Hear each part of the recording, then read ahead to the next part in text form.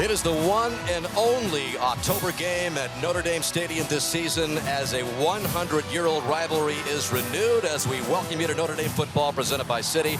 The visiting Stanford Cardinal against the 11th-ranked Fighting Irish of Notre Dame in the latest sellout crowd here at the stadium on a mild fall day.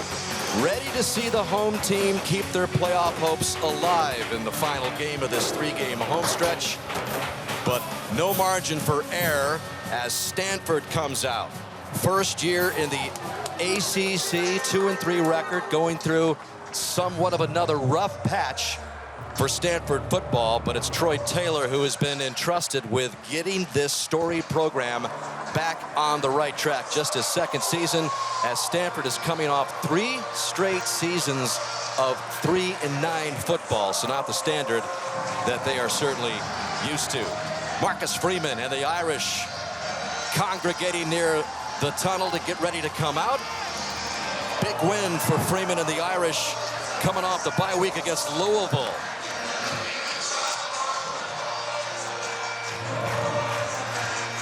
It was another big win for Freeman, who picked up his 9th ranked win of his tenure.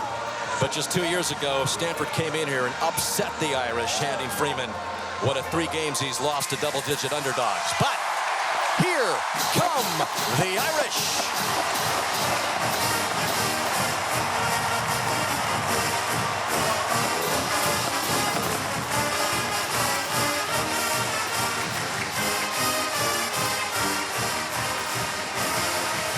So the big win against the Cardinals. Now the Cardinal here in town with upset hopes of its own. Riley Leonard has been so good, especially on the ground. Let's check in with Zora Stevenson with Coach Freeman. Coach, a bye week into a rivalry week. What was the message ahead of this one? I think the bye week had a specific message in how we can improve, recover, make sure we game plan a little bit. This week was all about Stanford, and we've had a great week of prep. Now it's time to go and do it. Stanford's offense features some unique combinations. How did you prepare your group for what they could see? Well, you got to prepare for the unexpected. You have to have base rules, and what we call them is camp rules that they may not have shown us on film, but if anything happens, we have rules for it. And we got to attack pressure with pressure. We can't play football. It's time to play football. Thanks, Coach. All right, take care.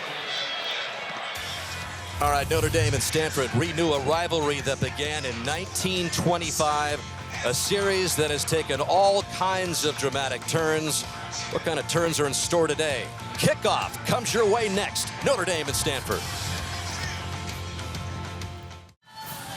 Another gorgeous fall day here for Notre Dame football, brought to you by Citi. 70 degrees at the moment, but there is a chance of some perhaps thunderstorms a little bit later on, so we'll keep an eye on that. But right now, just perfect conditions for Notre Dame, looking to improve its 4-1 record against the Stanford Cardinal.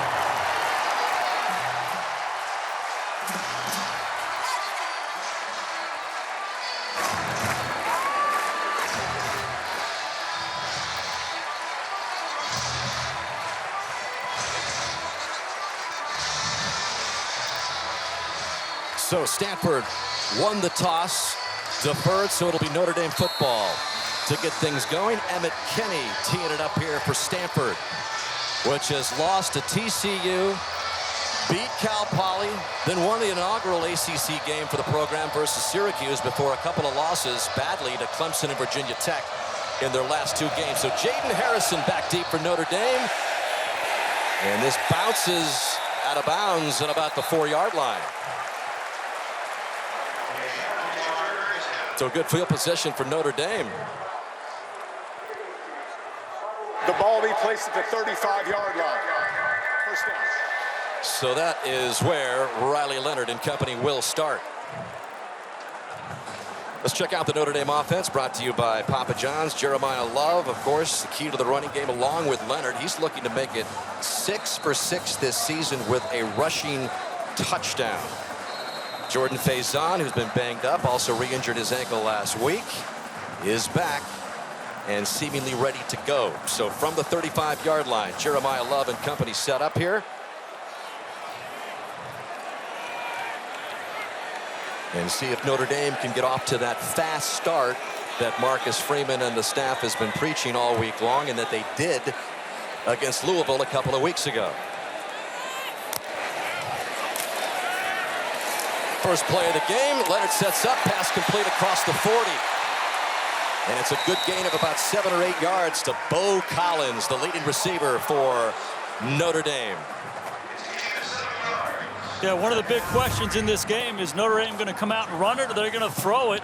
A lot of guys around the line of scrimmage. Look at Riley Leonard getting more and more comfortable in the pocket. He looks left, he looks in the middle. He comes back to his favorite target, Collins, a good drive starter for the Irish. 2nd down and 3.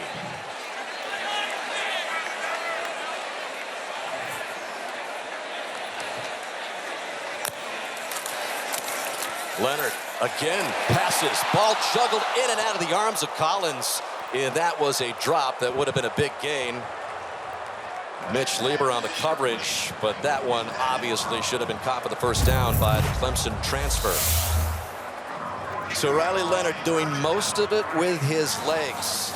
He is on pace to break Tony Rice's single-season rushing mark for a Notre Dame quarterback. He's got 7 rushing touchdowns. He tossed a couple of touchdown passes a couple of weeks ago in the win over Louisville. It's really the best he's looked in the passing game. Here he is again. They're coming out firing, and this complete just past midfield. He's gone to Bo Collins all 3 times. He sure has, and this was the question. Are they going to come out and throw the ball against this run-heavy defense? And this is Collins one more time by himself. It's just a stop route. Pretend like you're running a go route down the sidelines, and then break back quickly, put the ball on the outside shoulder. A good conversion for Notre Dame, and they're on the ball again. Yeah, the Stanford defense pretty stingy against the run, but they have given up some big-time yards through the air. And Notre Dame just scrambling out. We got a flag back at the 42-yard line as Leonard uses those legs again, which have racked up some 374 yards on the ground already this year. But we'll wait and see the call here from Stuart Mullins. Offense, number 54, 10-yard penalty. Repeat, first down. And that's on the true freshman left tackle, Anthony Knapp, who's had a few of those this year. He sure has. He's really developed week after week, but these things continue to come up with Knapp. He's your left tackle right here. And just as this play extends and Riley Leonard breaks out of the pocket, you just got to let your hands go. If there's a restriction there, they're going to call it every time. And Dan, I'm really surprised by Notre Dame's approach. 4 snaps in this ball game. They've thrown it every time. Notre Dame, one of the best rush teams in the country, getting into the passing game early. 1st and 20, and this is Jadarian Price back in action after he had a fumble in the 3rd quarter in the win over Louisville, and he did not play again in that game. Starting lineup on defense for Stanford. Sinclair is the man that makes it happen. Tristan Sinclair in his 6th year, number 8, leading tackler for Stanford.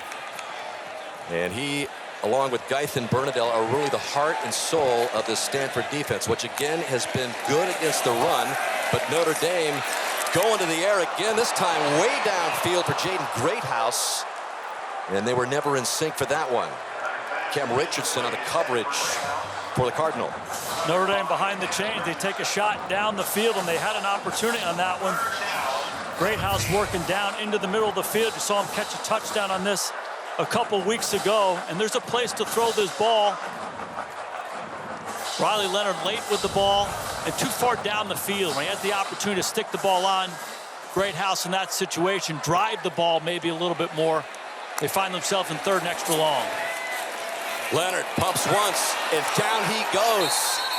Dangerous as the ball almost got loose. But there's an example of how good up front Stanford can be, and they got to Leonard in a hurry. Not the game Notre Dame wants to play. This is David Bailey on the offensive left-hand side. Elite pass rusher, highly recruited guy out of Southern California, showing Knapp the spin move, show him the move up the field and spin, accelerate to the quarterback. An elite rusher, knocks that ball out at the end. Not the way Notre Dame wanted to start. Penalties kill you. Yeah, so faced with 4th and 22. Tiger Bachmeier back to receive the James Rendell punt. This one angled toward the right sideline. And that is where Stanford will begin its first series of this one. Early going, no score. Notre Dame and Stanford. 100 years ago, the Rose Bowl which Notre Dame beat Stanford in and earned its first national championship. That's the trophy they play for, the Legends Trophy, because there were so many legends in that game, including the coaches, Pop Warner and Newt Rockne, who were so innovative in so many ways. All sorts of legends in that game back in 1925. So here from the 37, Stanford starting things off with a give here to Chris Davis Jr., and he gets maybe a couple up to the 39-yard line. As we check out the Stanford offense, brought to you by Papa John's. The big play receiver, Alec Iomanner, is the guy that makes it happen downfield. But a new center this week, a new left guard due to injury. And there is Ashton Daniels, who suffered a lower body injury a couple of games ago. So he sat out the game in the loss to Virginia Tech, but he's back, and it's a big addition. He can really run. He's just a little inconsistent in the pass game, but this time he's on the mark across the 45, and looks like he's got a first down to Iomanner, his man. Xavier Watts and Jordan Clark on the coverage of Iomanner, but he is a handful after a gain of 9 for Stanford's leading receiver. So there is Ashton Daniels. You see the numbers on him. He is, like Riley Leonard, the leading rusher on his football team, Jason. Yeah, banged up last week, didn't play against Virginia Tech, but you said a dynamic runner, a big-time runner. You'll see it throughout this ball game. A lot of zone read type stuff and a lot of quarterback scramble. One of their best players. The fake and the quick pass out to the right flat to Sam Roush, the big 6'5" tight end. So that was a first down and 10 play, which gets them close to the 46-yard line. Yeah, we touched on this in the open. Just a lot of variety from this Stanford offense. You see guys, different formations, different personnel groupings. You're going to see the tight end coming across in motion. Notre Dame has to do a great job with their eye discipline in this game. There's going to be a lot of eye candy. Try to distract them. Be critical for them to slow this Cardinal offense down. Second down and 4. Daniels back. Has some pressure from the backside. Avoids it. And there is the running ability of Daniels. First down yardage and more deep into Irish territory, all the way down inside the 20. They attack you so many different ways with scheme, personnel groups, formations. But then this guy right there, Ashton Daniels, just the quarterback scramble. There's early pressure by Notre Dame. He's in the pocket, stands in there, very poised, finds the lane, and then the quickness and the athleticism to make Schuler miss and go make an explosive play. And this is not the start the Irish wanted on defense. Long down in distance, they punt it, and here comes the Cardinal knocking on the door. Big chunk of 27 yards there, gained by Daniels, and they keep it on the ground. Left side goes Chris Davis Jr., and he's got another good gain just outside the 10-yard line before he's finally tackled by Benjamin Morrison after a gain of 8. So another good gain for Stanford, marching down the field and doing it without Micah Ford, the true freshman, one of the best true freshman running backs in the country. He got hurt with 40 seconds left in the game last week in the loss to Virginia Tech. Injured his ankle, and he was a close maybe go today or not, so we haven't seen him yet. But as you can see, he's dressed up, and we'll see if Micah Ford goes. Right now, the Stanford Cardinal moving the football without him. Daniels on the run again, being chased to the right, and then steps out of bounds. It's a really good decision by Daniels there, and that's an area where he has not been making very good decisions lately. Had a lot of success early on in the Clemson game a couple weeks ago, but then got in a similar situation out in space and just threw the ball up. Good coaching this week by Troy Taylor. When you get out in space, just run and make a positive plays. He did so there. Now it's first and goal in the 6. In the words of Notre Dame defensive coordinator Al Golden, Troy Taylor has a high degree of difficulty offense. Lots of motions, things just going all over the place. And this time, stretching for the goal line just short is Davis on a first and goal call. So he's right on the doorstep before Benjamin Morrison tackled him and saved a touchdown for now. They come to the line of scrimmage and they just splash water all over the place. Who's in the game with different personnel? Where are they lining up? Where's the motion? And then once the ball is snapped, they run plays that they know. So they do an excellent job putting a different dress, a different skirt on their plays, but then they can execute well because they're running their own stuff. They got Notre Dame on their heels.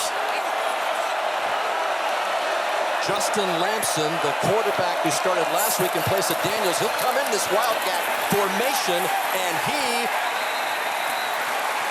well, they're not marking a touchdown yet.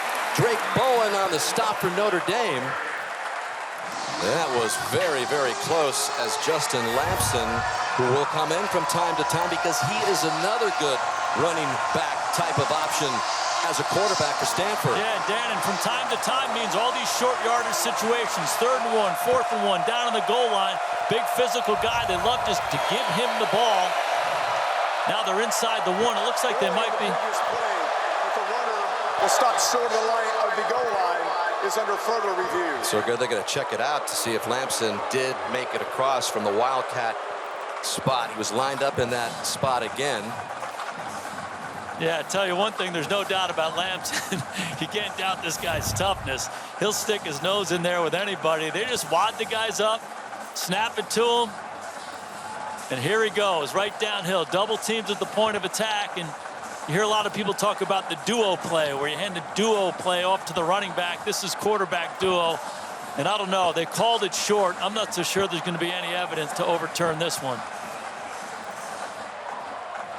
Lamson, a transfer from Syracuse, through some touchdown passes, but again, his strength is on the ground. You can see him. He is not afraid. Bullying his way over. He and Ashton Daniels say, we're just as good as any running back on the team. That's how confident they are. Let's bring in our rules analyst, Reggie Smith, to see if you saw anything here. Reggie? Thanks, Dan. And just like Coach suggested, there's no indisputable video evidence to overturn this ruling on the field of short of the goal into a touchdown. This should stand. After further review, the ruling on the field stands. 3rd down. So 3rd and goal it'll be. The ball is just about as close as you can get. It sure is. I bet we see Lamson again in a similar situation.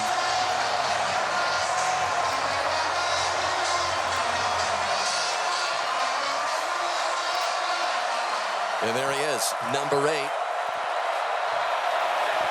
Flanked by Chris Davis. 3rd and goal. Lamson's going to take it himself, and he's going to be denied again. Oh, no, we've got a touchdown being signaled from the far sideline. That's about as close as 3 plays as you can get to scoring or not. But we've got a touchdown called on the field this time. Initially, it looked like he was stood up one more time. But he's a big, strong, physical guy, so he hit him initially. This time coming off the left-hand side. Keeps the legs driving. And the crowd is booing as Stanford lines up for the PAT here. Emmett Kenny drills it through, so they knock on the door several times there, and they finally get it across with the backup quarterback, Justin Lamson. Suffice to say, Stanford moved the football, had some big chunk plays, and they got down to the goal line. Notre Dame's defense stiffened, but not able to keep Lamson out of the end zone. 7-0 Stanford. All right, so Stanford comes out with its opening drive, 63 yards, 9 plays. Again, some impressive big plays, and then they got on the doorstep there and finally jammed it home with the backup quarterback, Justin Lamson. Finally get it over for this 7-0 early lead. So Marcus Freeman and Notre Dame, and again, we talked about how get off to the good start, right? That was part of the formula that he found out when he studied all the upsets in college football last weekend. Jaden Harrison lets this go through the end zone, and the Irish will come out with this latest series at the 25. Let's go back to the touchdown by Lamson, and Reggie, bring you in again here. Should have this been another look at this one, or what's your take? Well, Dan, just like the play before where he was ruled short and they allowed it to stand, for consistency, it would have been nice if they'd have reviewed this too, just to take a look and, you know, maintain the public confidence. But there was no evidence either way to overturn the ruling, so they probably realized it and decided to leave that alone.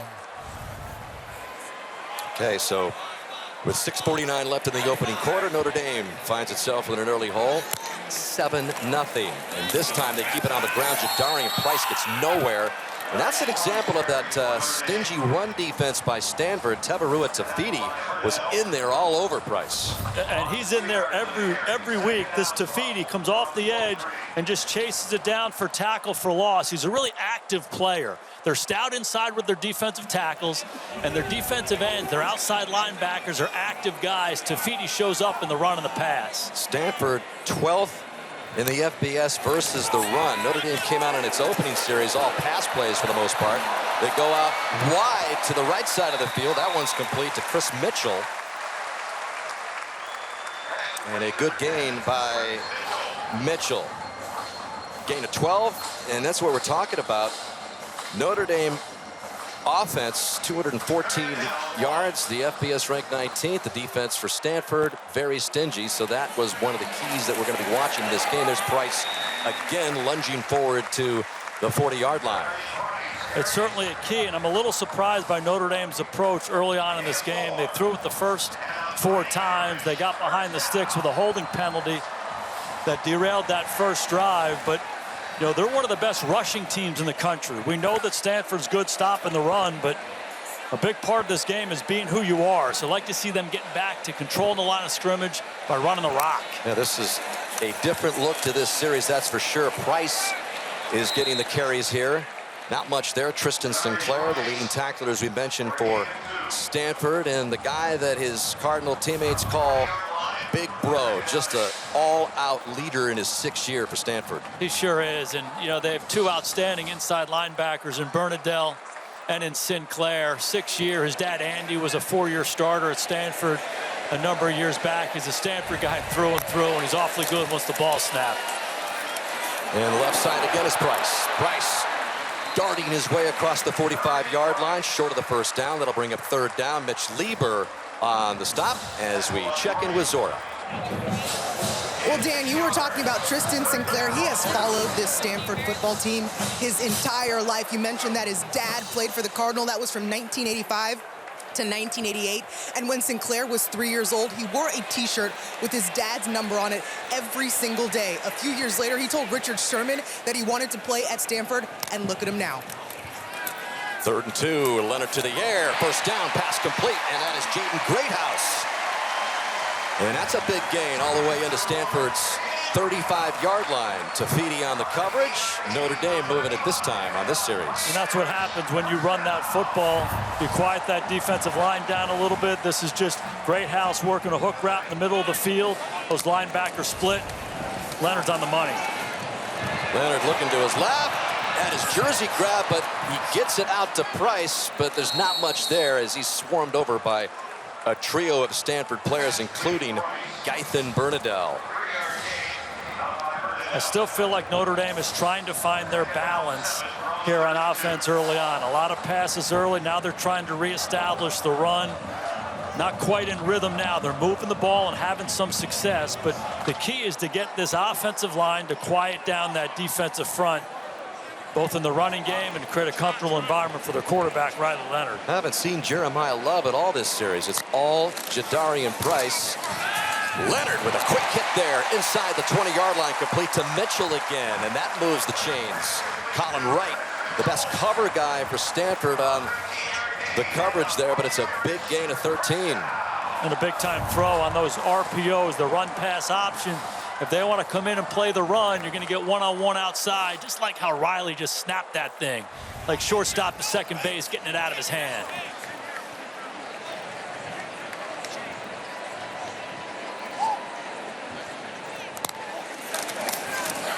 First and 10. Price again gets a couple up the left side. Every time they come up to the line of scrimmage, they have to have Stanford thinking, we have to stop the run. We have to stop 24. We have to stop 4. We have to stop 13. And in order to do that, you have to run the ball and commit to running the ball. Then everything else opens up. Well, they've committed to Price on this series, that is for sure. Remember, he didn't play after the 3rd quarter fumble a couple of weeks ago against Louisville. And that's one of the mantras for Dylan McCullough, the running back staff, is you don't put the ball on the ground. Boy, has he been impressive on this series all the way down to the 5-yard line. It's a fantastic 1-2 punch in the backfield with Love and with Price, but it starts up front. It's a young offensive line all across the board. 4 new starters this year for Notre Dame on the offensive line, and as they continue to play, they get better and better. First and goal from the 6. Low throw, and it's not able to be hauled in by Mitchell. Going on the field is an incomplete pass. Second down. So it'll be second and goal. About Mike Denbrock down here, the best weapon they have is number 13, Riley Leonard, on these quarterback runs. Well documented. 6 rushing touchdowns in the last 3 weeks. He's such a threat for Notre Dame. Wouldn't be surprised if he gets it here. Love is back in the game, and there's a designed run. How many times have we seen this? Rushing touchdown number 8 on the season for Riley Leonard.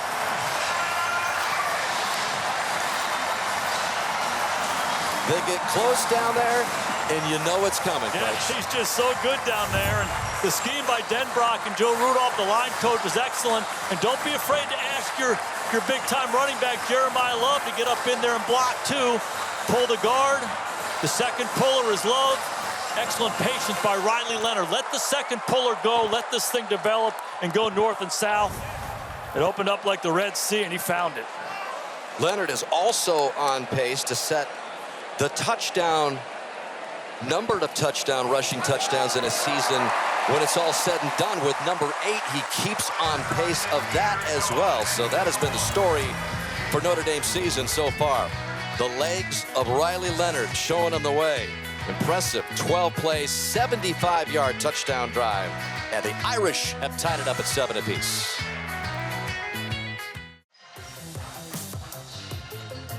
All right, so here is the schedule for today, week 7, after a chaotic last weekend. Texas and Oklahoma in the first quarter. Ohio State and Oregon, the big Big Ten matchup tonight in Eugene. And then there's on NBC, and then you've got Penn State at SC. There were 5 of the top 11 teams losing last week while Notre Dame had that bye. By the way, Texas A&M beat then number 9 Missouri, so that looks a little better for Notre Dame's victory earlier in the year. This is a short kick taken by one of the up guys here at the 25-yard line. Shield Taylor hauls it in. So the score 7-7 with just a minute and 22 left. We'll take a quick break. Be right back. Defense remains the strength of this Notre Dame team. Xavier Watts, 9th career interception last week, but the Irish defense has had a rash of injuries. Junior Tuialamaka, in his first start he gets today because 2 players ahead of him on the depth chart out for the season. They lost Jordan Patello earlier and Boubacar Traore. They lost for the season in the Louisville game. So thin up there, but they like Tuialamaka down there to pick up the slack. Ashton Daniels back in a quarterback here as Stanford sets up at its own 30. And that we're going to see a lot of kind of that quick option, right, Coach? Again, there's so much variety in Troy Taylor's offense in the running game. Formations, motions. Now they're running a speed option. They motion the back late. They don't block the end man on the line of scrimmage, and it's old school. It's back to Oklahoma, Nebraska in the 70s. They just option the end. So they attack you a lot of different ways. They have a lot of different packages that this Notre Dame defense has to get ready for. Yeah, Troy Taylor knows how to run an offense. He was an outstanding college quarterback at Cal back in his days before having a circuitous rise up through the college coaching ranks, which we'll get into in a little bit. Daniels showing his arm again to Io Manor, and that's a first down for Stanford. All the way up to the 42-yard line. Christian Gray, who's back in the lineup for Notre Dame after he sat out with a shoulder injury, was on the stop, not after a gain of 8. And Io Manor's the guy they want to get the ball to. One of the best receivers in the country. Runs up and runs out. Breaks down the leverage by Gray. He's outside of him and still gets across his face. And Daniels on the money with the football. Stanford looking to put another good series together here, and this is another one of those quick hitters. Emmett Mosley, the 5th, but Notre Dame drops him for a loss of 1 or 2. Don Schuler on the stop as we've reached the end of the first quarter. Quick moving first quarter here in South Bend. Stanford hanging right in there with the 11th ranked Fighting Irish of Notre Dame. in the latest renewal of this 100-year rivalry.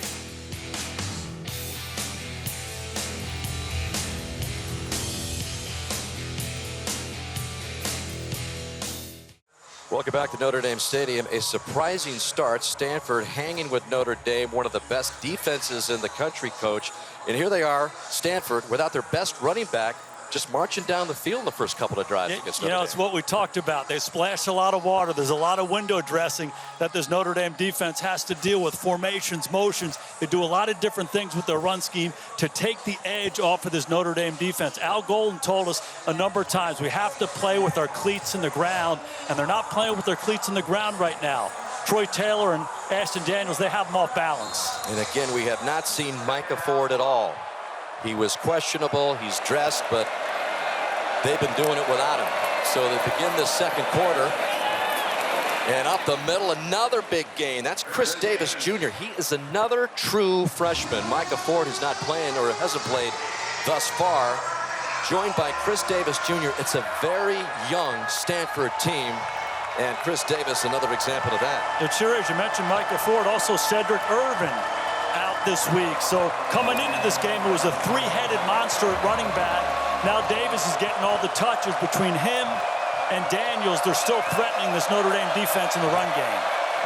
Ball right at midfield on 3rd down and 2. And Daniels gives it away. It's short of the first down. Emmett Mosley, the 5th. And so that'll bring up 4th down and short. And this will be a big decision for Troy Taylor in this situation. We've seen Lamson come in for a lot of quarterback run in these situations. And number 8 is coming onto the field, Coach. And here he comes. He's been the short yardage master. And Notre Dame just better be ready. There's a ton of evidence of them just allowing Lamson to get in behind that big offensive line and run the football. 2 tight ends. Here he goes. Here is Lamson, and he picks up the first down. By the way, on that previous play, Riley Mills, the big 6'5" defensive tackle for Notre Dame, kind of hobbled off the field, left the field, and so we'll try to get a report on him after that gain of 3 by Lamson on 4th down. Yeah, in those situations leading up to it, they just like to run the football. And this is Lamson. We saw him down at the goal line. Now he just bounces it to his left. He finds the softness in that defensive line and just goes and gets it. A good decision by Troy Taylor to go for it there, and a good pickup. Mills is checked back into the Notre Dame defense as Stanford has a fresh set of downs here at the 46. Daniels dancing, what he can do. Is he going to get out of this? No. Dropped for a sack by Riley Mills. Hobbled off the field a couple of plays ago. Brings him down. Al Golden, Notre Dame's defensive coordinator, challenged this defensive front. The big tackles inside show up in the run game, start affecting the quarterback, and they certainly do there. This guy right here, Howard Cross, one of the best defensive linemen in the country. He should have relentless tattooed across his forehead. That's what he is. He's a nonstop guy. He keeps coming, keeps coming, keeps coming. He and Mills, a great tandem inside for the Irish. Yeah, it was Cross that got to him first. Mills joined in there, but that's a big loss. And so on a hole here, 3rd down, they toss it to Sam Roush, the big tight end. And that'll bring up 3rd down and long.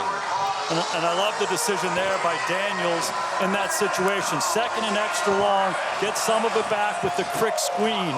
3rd and 11 is tough, but it's somewhat manageable. Particularly, this could be a 2-down territory. You might take 2 plays in this situation. If you're Notre Dame, don't let Ashton Daniels get out and make a play with his feet. Saw that sack earlier. That's been a problem for Stanford. That's the 21st sack of the season. It's the 3rd highest sack total in the FBS. Making his way down to the 41-yard line, well short of the first down as Daniels, Bryce Young brought him down. And now, gain of 5. Excuse me, Dan, and now decision time for Troy Taylor. What do you do here? Too far to kick the field goal. Do you want to punt this thing and back them up, or do you want to go for it? Looks like they're going for it. Yeah, it'd be like a 59-yard field goal, so they got to go for it here, you would think. And they do, 4th and 5. And a timeout call by Notre Dame. Their first and a half. Couple things there that I love is Stanford getting up on the line of scrimmage in that situation. Again, pressuring this Notre Dame defense in a different way. Hey, we're going tempo, and I like the timeout by Notre Dame. Get your defense settled. Give those guys a chance to get their cleats in the ground and go play football. Troy Taylor, one of the most, I know he hasn't been around the college ranks a lot, especially as a head coach, but what he did before he got to Stanford, Jason, all he did was go 30-8 in 3 seasons at Sacramento State. They won the conference championship each year. He's had this crazy, wild journey through the coaching ranks. He's been a high school coach for several years, 3 different stints doing that. He's been at numerous colleges, and he's landed here entrusted with kind of getting Stanford back into the modern age of college football. But a big call here on 4th down and 5. Daniels is going to go down, and Notre Dame takes over. Howard Cross again, bullying his way. That's that same guy. One of the best players Notre Dame has on defense, and we had a chance to visit with Howard a couple weeks ago, and he was angry. He was not real happy with how we'd been playing up to that point. In the last couple weeks, he has been showing up. Can't block this guy one-on-one. If you try to cut him, you better get him to the ground, because if you don't, he's going to get that quarterback. That's the 4th sack of the year for Howard Cross. 2 sacks already today for big number 56, who looked more like himself in the Louisville game. As you mentioned, Jason, he had... Look at some of the medalists from Stanford's incredible showing at the Paris Olympics. The great Katie Ledecky, 9 total goals for her. 2 more goals for her in Paris, along with her Stanford swimming teammates, Tori Husk and Reagan Smith. As you take a look at the total there for Stanford, 39. If Stanford were a country, it would have finished tied with Canada for 11th place overall. They have cranked out some good athletes through the years. Here's Leonard going to work. Way downfield. There's a jostle for the ball, incomplete. Bo Collins was the intended receiver, but a flag down as Mitch Lieber looks like he was called for the interference.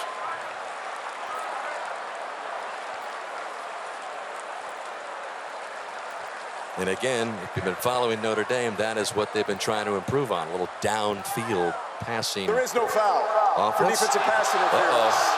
Pass is incomplete. 2nd down. That's a big break for Stanford right there. I don't think there's any question that Lieber restricts Collins' ability to go get that football, hands on him. Kind of grabs him initially, lets him go, then grabs him again. And that's what Stanford's going to force Notre Dame to do. A lot of guys around the line of scrimmage, see if he can beat us in one-on-one coverage down the field. Stanford won there. That brings up 2nd down and 10. Jeremiah Love, the running back in there just across midfield. Gets 2 or 3.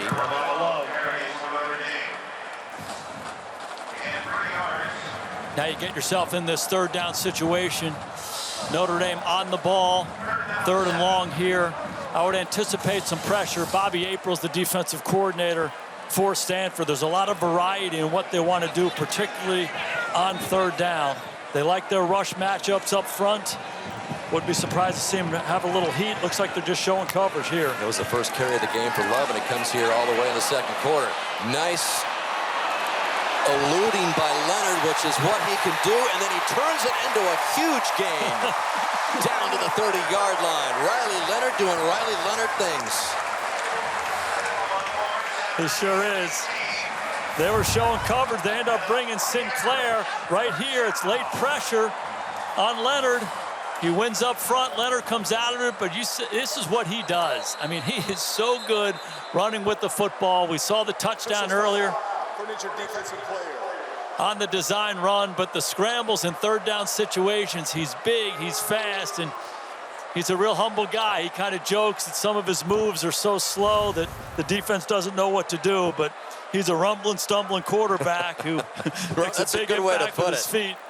That is Wilfredo Ibar, who's being helped off for Stanford. You know, there's so many different categories and statistics that you can kind of dive into as far as stats go, right, Coach? But Riley Leonard is #1 in missed tackles forced and rushing yards on design quarterback rushes in the Power 4. I know that's a mouthful, but it speaks to his elusive style at 6'4", 216 pounds. That leads us to our Players on the Rise, brought to you by Hyundai. Power 4 quarterbacks who lead the team in rushing. You're looking at two of the top three here. Vanderbilt's Diego Pavia and that incredible win over Alabama last week. The only one better in that category. Here's Leonard on the move again, just racking up more yardage. And it's design runs. We've seen that. And Notre Dame does an excellent job designing these runs, pulling linemen, getting the halfback to lead up inside. But then when the plays break down, that's when he's the most dangerous. We've seen it on the last consecutive plays for Notre Dame. It just puts a different kind of pressure on the defense. 24 rushing yards already for Leonard. Daniels got 30, so that is according to script. These two fantastic running quarterbacks for both sides. On second down, Leonard again getting a workout.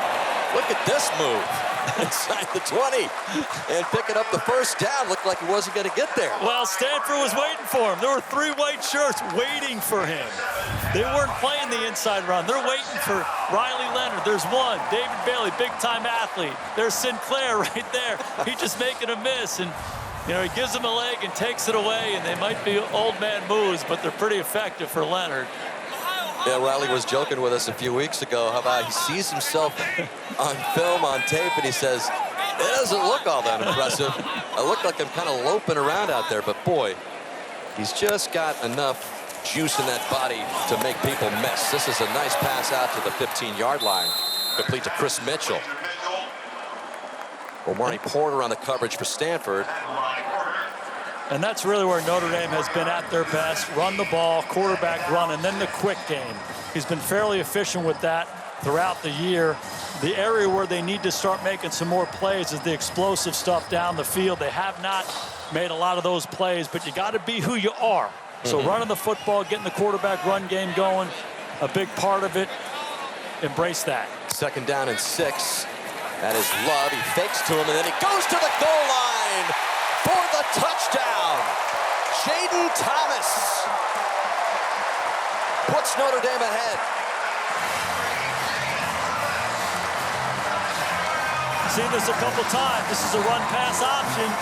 You put the ball in there, then you pull it back out. This is Thomas outside. It's just the slant. And again, good job getting inside. Slightly inside leverage, puts the outside foot in the ground and drives in there. Love the angle. Couple excellent throws by Riley Leonard. Quick with his arm, a guy in his face. And I mentioned it before, shortstop to second base. The great quarterbacks have an ability to do that. Bring it down here and just snap it with people in your face and make an accurate throw. Leonard did it right there. Leonard just racking up touchdowns on the ground and through the air. He's got one of each as Jaden Thomas hauls in his first touchdown pass of the season. 7-play, 52-yard drive capped off by another Notre Dame touchdown. A little bit of a twist here in the kicking game for Notre Dame. Hitting the extra point earlier was Zach Yoakum, and now kicking off in place of Mitch Jeter. The regular kicker is Eric Goins, so not exactly sure what the state of Mitch Jeter is, but this is a good kickoff by Goins. Well, the strength of the defense, Notre Dame's no-fly zone. As you look at Don Schuler and Xavier Yachts in the cockpit and the numbers that they have been putting up this year, a lot of interceptions, a lot of low scoring for the opponents, and then you got Jordan Clark, Christian Gray, Benjamin Morrison all suited up in their contributions as lockdown kind of guys for Al Golden's defense. He's the guy that flags it all in on that aircraft carrier. That is so good. They have been stingy this year. Like Pete Mitchell and Maverick, huh? We needed the music to go along with it, but Notre Dame's so impressive. Their depth has been tested. We talked about those injuries, so Tuya Alamaka getting the start today. Flag on this opening series for Stanford, another one, as Daniels was just sorting out to the right. The pass is picked off down there by Benjamin Morrison, but we've got a lot of laundry to sort out here. I think it's going to be offsides on the defense. They went hard count, might have gotten R.J. Oben on the right-hand side of the offense. Daniels doing what you're supposed to do in those situations. Get a free play, try to throw it down the field. There are 2 fouls on the play, one by each team. Offside, defense, number 99. Holding, offense, number 86. The foul's offset. Replay, first down. So we'll come back and do it again. First down and 10. Correction, the offside is on number 9. R.J. Oben, that is number 9 up there at the top, moving. Hey, it's one of those age-old questions. Oben causes the first penalty, but does that cause the second penalty by Roush? It's a real issue in football. We got to address that, Reg. See if Stanford can kind of get back the momentum it had on its opening drive. Daniels is pressured, and he just throws it away. That was Donovan Heinisch who was running down Daniels. And we got another flag at the 32-yard line.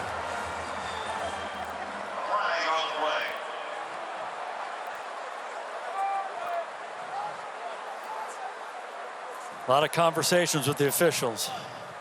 There's no foul for an ineligible player downfield. Second down. So we get another flag pulled off the field. At least those conversations are productive. They're changing the calls. I don't know if they're accurate or not.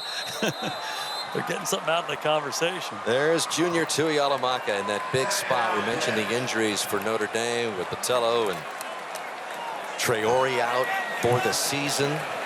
Notre Dame has been beat up a little bit on the offensive line. They had to reconfigure that side of things as well, but it's a part of the game, right? And that is where the Notre Dame depth has paid off this season. A quick pitch over here to Emmett Mosley, the 5th.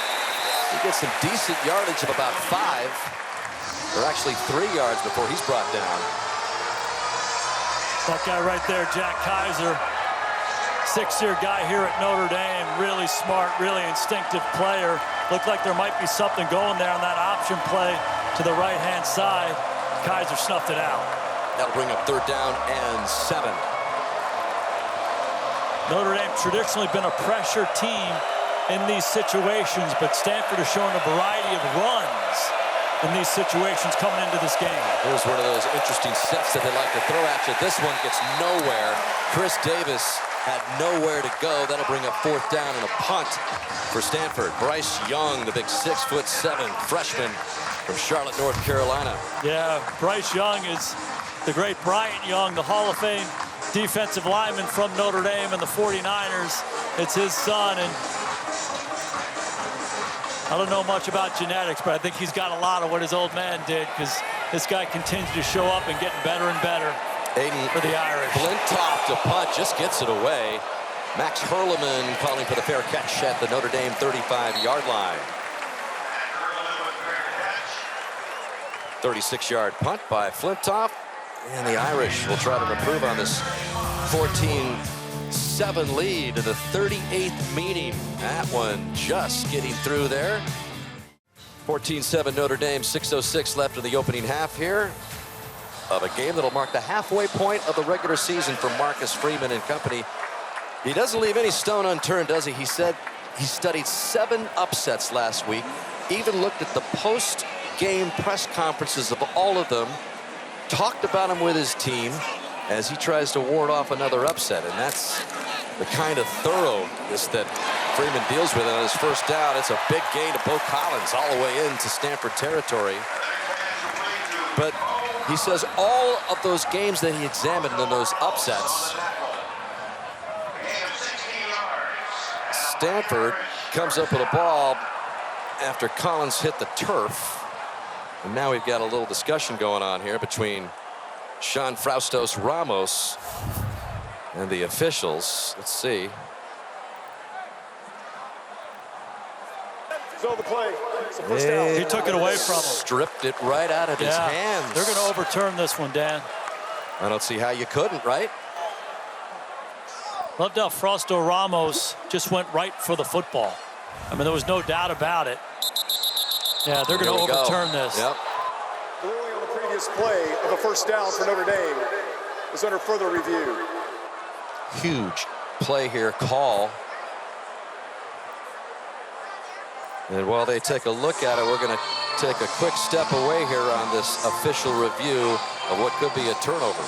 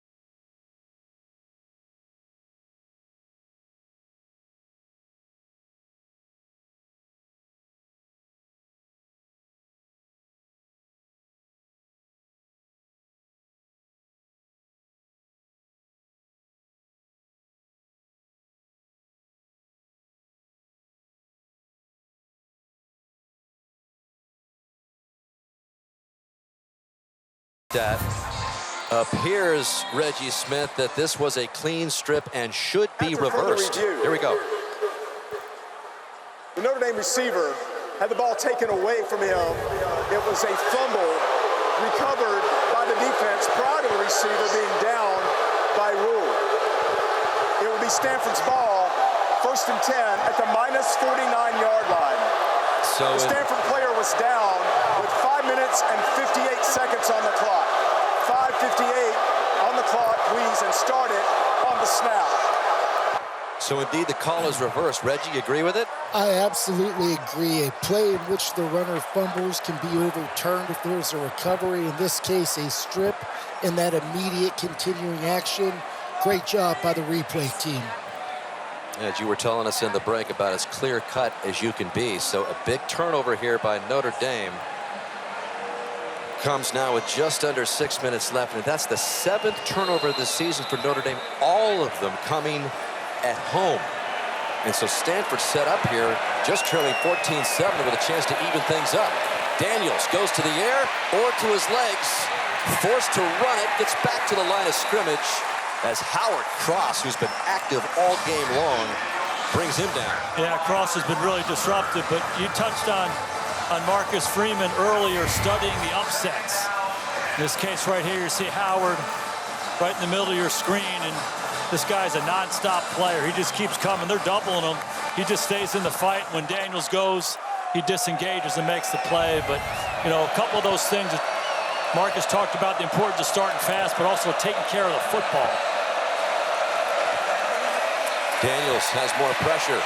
Chased out and then shows that speed, hurdles one of his own guys.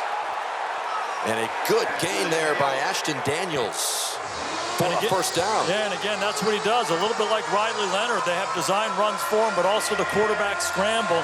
And he's fast enough to get to the edge. And, you know, Marcus all week long was talking about, hey, what are the things that cause upsets? You start slow, you turn the ball over, mental errors, lack of discipline, and some of those things are showing up for Notre Dame. They just got to fight through it, let the last play go, and get to the next play. It's a big third down for him right here. They marked them out at the 44-yard line, so now a big play here by Stanford, and here is Daniels trying to muscle his way, going to be short. And that'll bring up another 4th down for Troy Taylor and Stanford.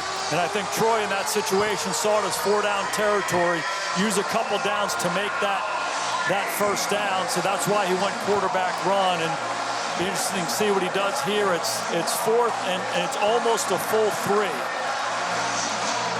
Again, if you're Notre Dame, you got to make sure the quarterback run doesn't beat you here. Al Golden has used a lot of pressure in these situations. Play man-to-man on the backside and blitz you, both to affect the quarterback and disrupt the run.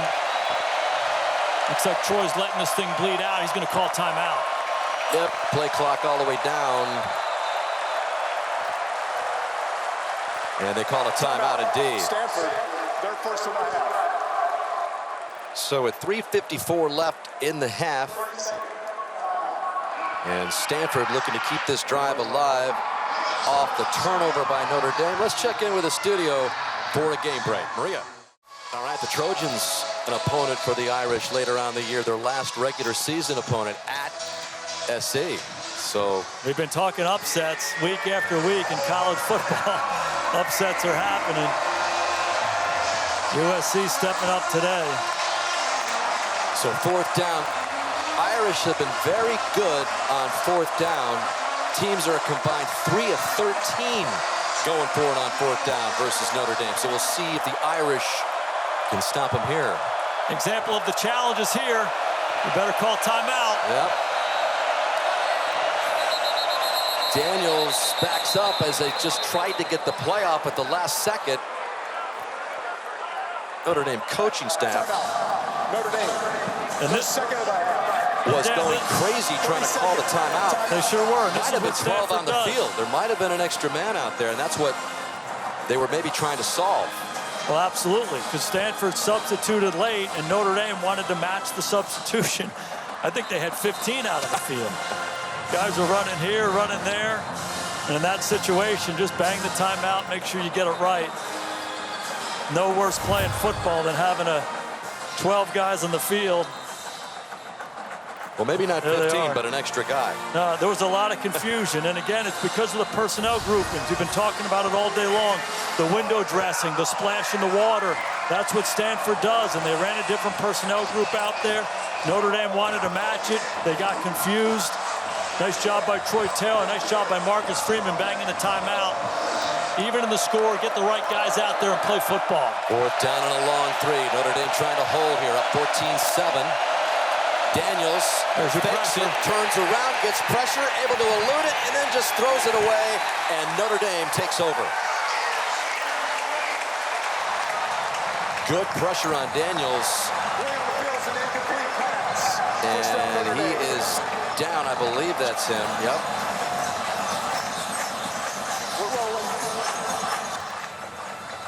And this is what Al Golden does. In all these big moment situations, you're going to get pressure off this side right here. He's not afraid to bring heat, blitz, linebackers, secondary guys. Xavier Watts, one of the best in the country, chased him down from the backside. He trusts his guys in coverage.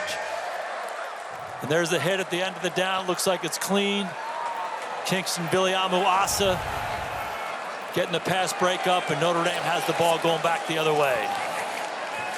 And with plenty of time to add to its lead, Riley Leonard hands it off to Love, left side. Skirts one tackler, gets it close to midfield.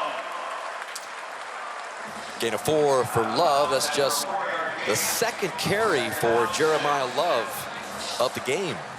And it looks like a simple approach. You get in the gun and you have this inside run that you let Love kind of bounce it, but if you slowly work on the defense by handing the ball off, and then it's quarterback run, and then it's RPO, then it's play action, it really can stress the defense. Now they're motioning to empty, anticipate quick game. And they give it out to Love. They like to slot him out, and he slotted out to the right and turns it into a bigger gain than it originally was, which is exactly what he's so good at. Jeremiah Love is an elite athlete. We've seen his ability as a runner, but he's such a natural pass catcher. He motions out of the backfield. They throw him the quick screen. Good job receivers blocking for receivers. And he just makes people miss in space. Gain of 25 for Love. Notre Dame on the move here. Under the 3-minute mark of the opening half.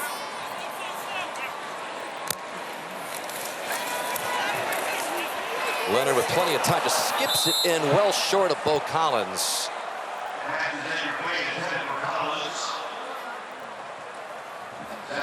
Ashton Daniels just went into the locker room for Stanford. And so an obvious concern for their offense. They do have Lamson, who we've seen, but Daniels has been pretty impressive, especially on that opening drive.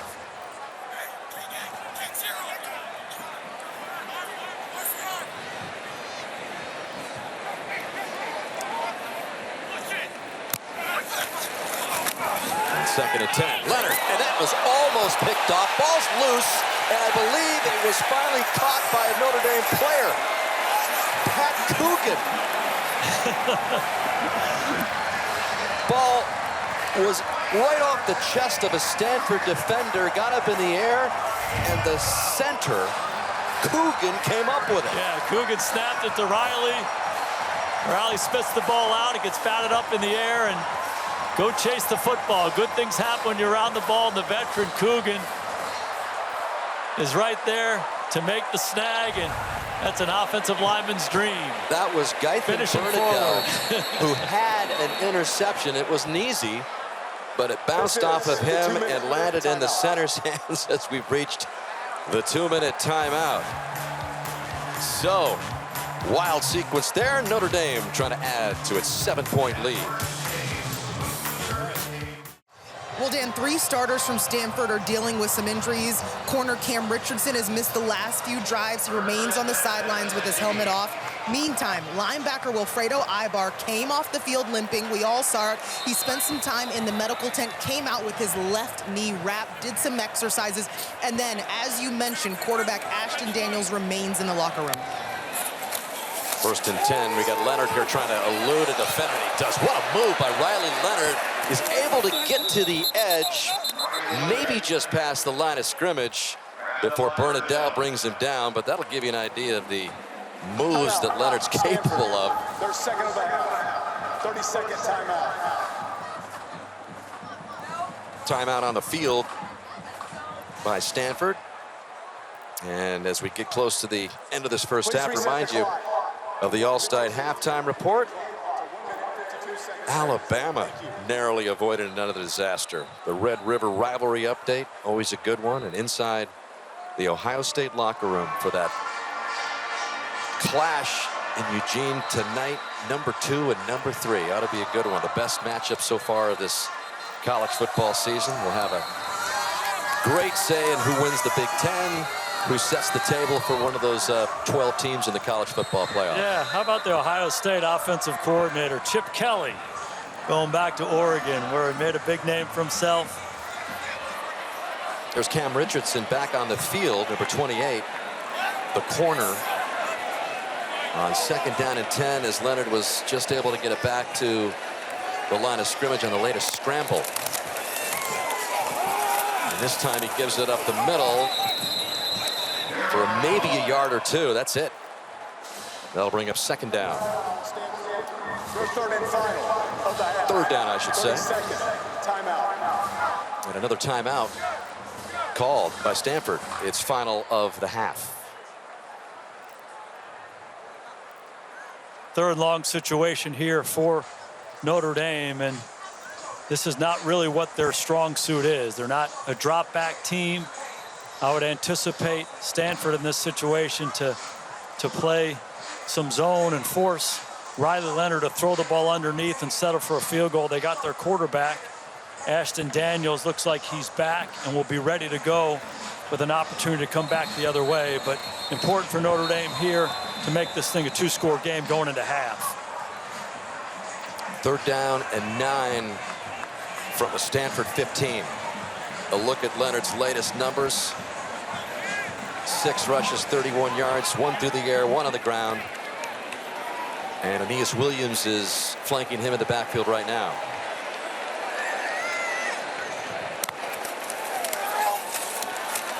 Leonard rolling to his right, drifts it out, trying to put on a move. There is Jaden Thomas. And they're going to mark him out of bounds just outside the 12-yard line. Scotty Edwards on the coverage for the Cardinal. And a big decision here for Marcus Freeman. I think he's going to go for it here. They're inside a yard. Officials timeout for an injured defensive player. Get a chance to look at that spot as well, but it's Mitch Lieber now down on the turf for Stanford. One of the defensive leaders for Stanford has shown up a lot of different ways today, and really surprised how easy that was. The clock will stop because the runner went out of bounds. Therefore, there is no possibility of a 10-second runoff. Clock will start on the snap. As they're working through the mechanics of the clock, but surprised Thomas was so open in the flat there. I like what he did, just getting north and south and giving them a chance, and like the decision here by Marcus to go for it. This is what you are, big physical offensive line, big time runners, a running quarterback. Talked about accepting the challenge, even though Stanford's a good run defense. Hey, we're a good run offense too. Think we might see Leonard? Yeah, I think they're gonna give him a chance right here. 4th and 1, ball at the 7 of Stanford.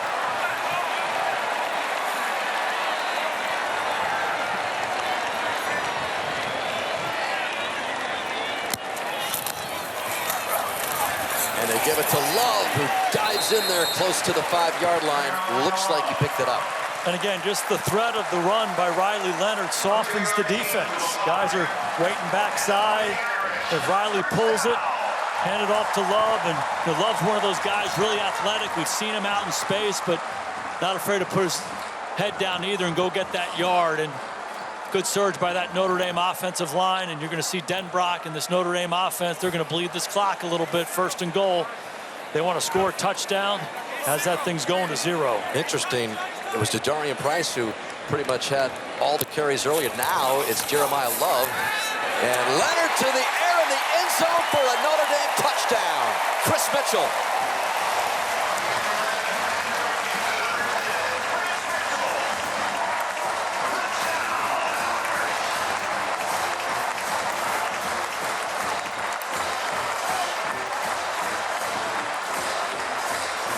First touchdown catch of the year for the 6-foot transfer from FIU, Chris Mitchell, who they are expecting big things out of. And this is Zach Yoakum in to attempt the extra point. We mentioned that Mitch Jeter has been sidelined for kickoffs and extra points as of late. And it is Yoakum who makes it a 21-7 Notre Dame lead with 1:11 left. We saw this earlier on the touchdown to Thomas. It's the same thing. It's an RPO. Do I like the route outside? One-on-one, anybody in the window? Put the ball in, pull it back out. Mitchell, excellent release inside, breaking down the leverage, and that's what this guy does. Fastest receiver that Notre Dame has, showing his quickness right there, and couldn't be more impressed with Riley Leonard's ability on these throws early on in this ball game, and he's just snapping them out there. And sometimes when you watch Riley play, it looks like he's overthinking some things. Very instinctive passer in the first half of this ball game. Seeing some matchups that he likes and cutting it loose, making some big throws for the Irish. And it was Notre Dame offensive coordinator Mike Denbrock who was telling us, I want to get these wide receivers involved. I want to see the wide receivers rewarded for all the hard work that they put in. There hasn't been a lot of touchdown passes this season, but Chris Mitchell hauls his first in at Notre Dame, and the lead is 14 as Eric Goins kicks off, headed Tiger Bachmeier's way, and they're going to bring it out to the 25-yard line with 1:11 left for Stanford. And it appears that Daniels will indeed come out after he was shaken up a bit earlier. Now for Stanford coming back the other way, Taylor used the timeouts to keep some time on the clock. Notre Dame scored maybe earlier than they would ideally wanted to. Now Ashton Daniels coming back the other way. 1:11, no timeouts. Biggest thing for Stanford here early on is just get some positive plays going. See if you can get Notre Dame on their heels a little bit. Maybe it's a run, maybe it's a quarterback run, maybe it's a quick screen. Just get something positive. Here they go. Ryan Butler in the backfield, and he is just met by a sea of blue jerseys. Tui Alamaka in there, and a host of other Notre Dame defenders. Jack Kaiser.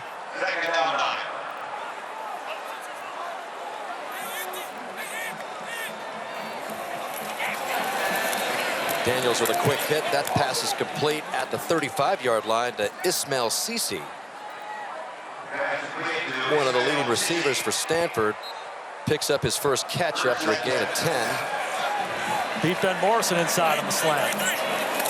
Daniels, a design play, just kind of run it up there to the 40-yard line for a gain of about 5. Clock's ticking now. For Stanford, you got to hurry up. You better make those quarterback runs worth it because that clock continues to go. No timeouts, getting around 20 seconds. Daniels pump fakes it, steps out, sets up again. Flag on the play, downfield. It was intended for Cisse. And the ball was intercepted by Xavier Watts. But we've got a flag on the play. Going to be defensive holding.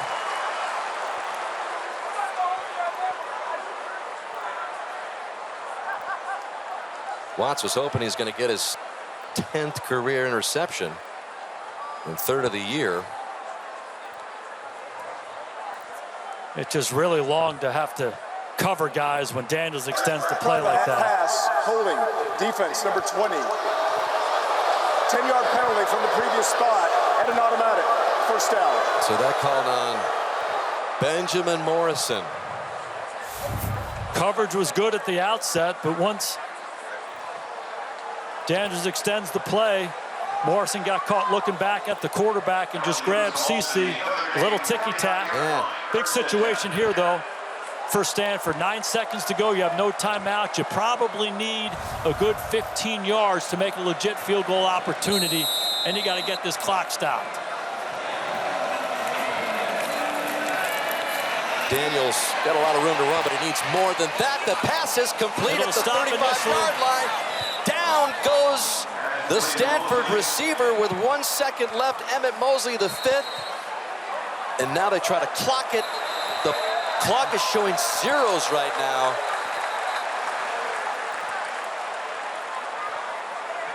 As that was close for Daniels to get up there and stop it, but Clock pauses after a first down. It was going to be tough with 9 seconds. This will be the end of the half. Yep. The game clock expired during the play.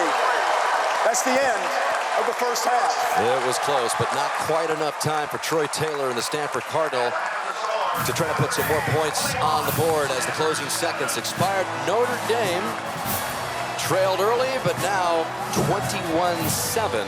Leader over the Stanford Cardinal, who will get the second half kickoff. Back to Notre Dame Stadium for the second half in just a little bit.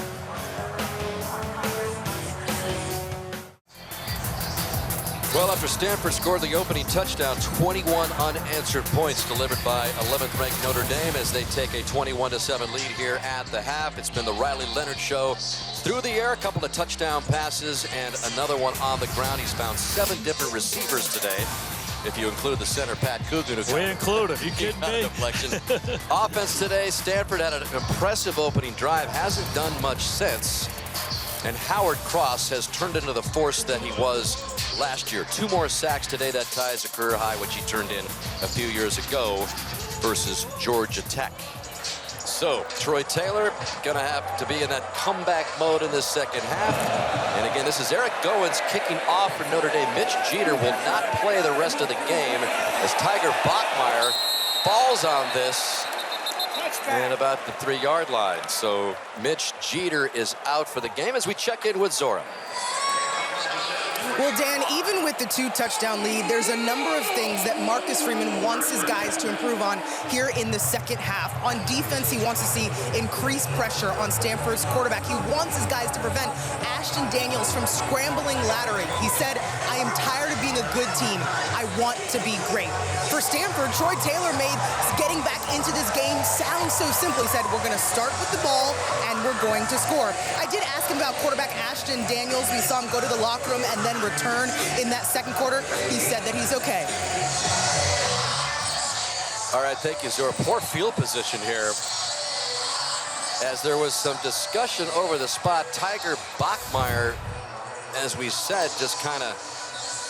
Well, Dan, he was trying to make a smart play here. Yep. Let that ball roll to the boundary, and if it stays in, if you get yourself out of bounds like he did and then touch it, this ball should come out to the 35. He established himself out of bounds. Love to have Reggie talk about that one. Yeah, doing the splits there as he had one leg out of... And here we go. That the receiver muffed the kick in bounds and then recovered the kick is under further review. Yeah, he established himself out of bounds. This is going to come out to the 35. Don't you think, Reg? Absolutely, Coach. And this is one of those plays you see on special teams where you wonder, why is it this Coach Moore? So here looking at this, once he establishes himself out of bounds, and if it can be determined that he did not touch it while in bounds, this is going to be a case for a kickoff out of bounds, and in which case, as you mentioned, would take the ball out to the 35-yard line. But his right foot's clearly really out of bounds.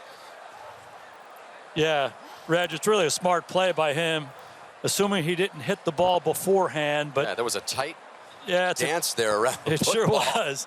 But a heady play, and you just have in your mind, you have to make sure I establish out of bounds and then go touch the ball. And it looked like Bachmeier did it right there. Absolutely. By the way, Tiger Bachmeier has a younger brother named Bear who is committed to Stanford. Yes, so there will be a tiger and a bear in a Stanford uniform next season on the farm. I think he has a brother named Cougar too, doesn't he? It's quite the family tree, name-wise.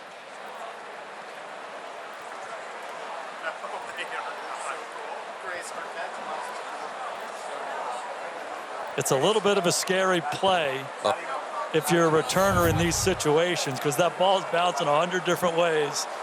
It's not round, it's oblong. But he does an excellent job kind of tap dancing his feet away from it. And then smart enough, have poise, establish out, touch it. It's going to come out to the 35. After further review, the ruling on the field stands. What? First down. Whoa. I'm shocked. I don't know if they thought it touched him. Maybe it touched his left leg, or they don't have evidence enough to say that it didn't, but I'm shocked by that call. That is a big call. That is the difference of huge yardage from the 35 all the way back at the 3. And so Daniels starts this opening drive in the second half from his own end zone. And this is Chris Davis getting things started for the Cardinal. Notre Dame's defense was really impressive. Stanford came right down the field in the opening drive. They were in their script. They were doing a lot of different things. Notre Dame was having a hard time keeping up. But after that first drive, Stanford has not done much. And Al Golden talks a lot about we have to be able to communicate and fix problems between series, between plays. He's got a veteran defensive unit, and they've done that. And again, we have not seen Micah Ford, the talented true freshman running back, for Troy Taylor all game. So after a gain of 2, Daniels pump fakes, wants to go for a deep one down the sidelines, and it's just beyond Io Manor. It's everything that Daniels wanted. It was all-out pressure by Al Golden. He heated him up. The protection was clean, and you got your best receiver, Alec Io Manor, on Christian Gray. It's a double move. It's a hitch and go. You just got to keep the ball in the field. Throw the ball down the field. Too many deep balls get thrown out of bounds. You see the backs blocking, everybody hanging in there in protection. The pocket was clean. Really a missed opportunity for a huge play by Stanford.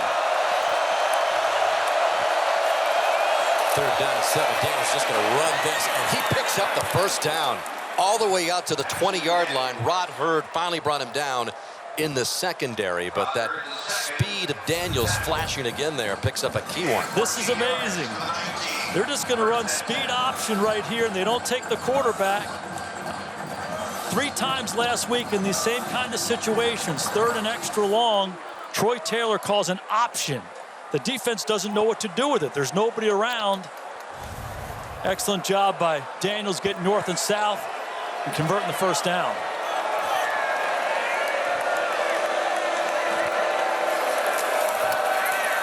This time Daniels showing pass.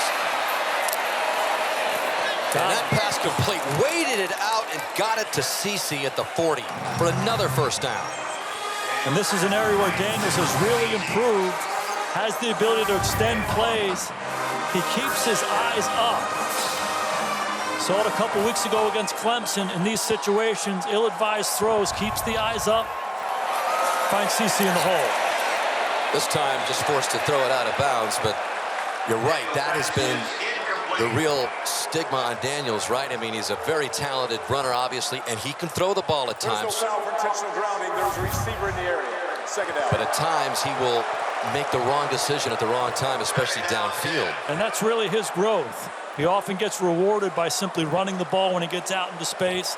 Last week forced a couple. This was poised in that situation. Had the eyes up. Finds Cece. Cece's a redshirt freshman who continues to show up for these guys on the perimeter. Another young player, another young freshman. This is Daniels. There's an option, and it's just picked out of the air by Notre Dame.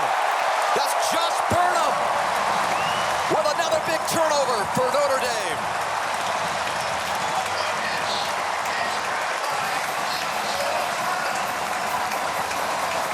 Hey, fool me once, shame on you. Fool me twice. Shame on me. And Joshua Burns, a smart guy. Hey, we're not going to give you that speed option 2 different times. They put a different dress on it, but it's the same concept. Burnham is unblocked. He said, I'm playing that one. Tips the ball up in the air to himself. What an athletic play. We got Coogan catching passes. We got Burnham tipping the ball to himself. That is a big-time play. Recognizing the situation and making it happen for the Irish. Good to have Burnham back. He's missed the last 3 games with a left ankle injury.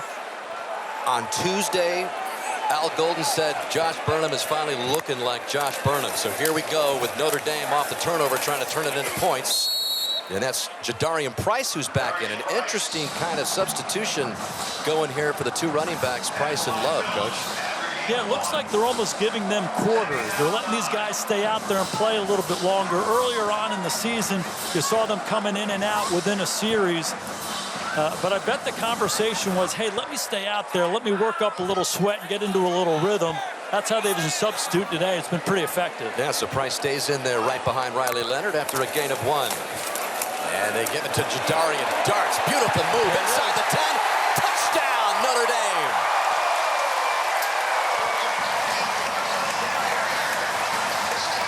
He found his rhythm right there. And that's just the latest example of all this running talent that Notre Dame has. We've been documenting Leonard as a quarterback. Then you got Love, and then you got Price, who can do this. Stay patient with the run game. Keep giving the great runners opportunities to run the rock. And that's what Mike Denbrock did in this situation. Flanagan comes across, makes the key block. Excellent job by Knapp, washing it all down. The patience of Price. And that extra point makes it 28 unanswered points for Notre Dame. Taking advantage of the beautiful pick out in midair by Burnham. Price with a beautiful move increases Notre Dame's lead. Here's that 1925 Rose Bowl, an exhibit in the Hesper Library, and it's the 100-year anniversary of that. Those great words by Grantland Rice, right? Can you recite them, Coach? Outlined against a blue-gray October sky. October sky. The four horsemen rode again. Unbelievable stuff. So that was 100 years ago, and right here, the 2024 version of the Fighting Irish extending their lead over the Stanford Cardinal in that rivalry that started that same year. What do you got? Famine, pestilence. You're on the right track. You're on the right track. Well, I'll tell you what we got now. We got the progressive game flow. And we talked about the season-ending injuries up front in that Viper position for Notre Dame. First, it was Jordan Patello out. Boubacar Traore lost. Both were playing high-level football. But the guys behind them have stepped up. Not only junior Tui Alamaka, but Josh Burnham. How about this pickoff? Well, through the air coming up here. Yeah, Bryce Young showing up early on in the ball game, and Burnham, it's a question about whether or not Burnham was going to be able to play. Missed the last 3 games with the ankle.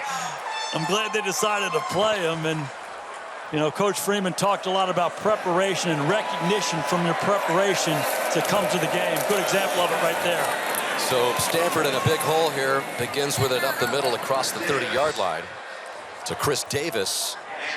But what's the game plan now for Troy Taylor, Coach? You got to start taking some shots here. Well, in this situation, I think it's important to maintain some balance. You don't want to get into a situation where we're just dropping back every time and trying to throw it. That's not what they do best. They got to get back to that rhythm they had earlier, that opening drive of the game where they're running it, they're throwing it, they're moving the quarterback, getting the ball out of his hands, and just get one drive for a score. And turning the edge close to the line to gain was Davis. Gain of 3. I love these Notre Dame linebackers. They play 5 different guys, and you see Kaiser showing up earlier in that case right there. Jaden Osbury running sideline to sideline, and there's Drake Bowen in the middle, and there's a mix of guys, and they're unselfish. Each of these linebackers, they play about 20 to 30 plays a game, and they all embrace it. It's all about team glory first, but when they get their chances, they sure do take advantage of them. 3rd and short here. And you got the Wildcat. You got, of course, Justin Lampson.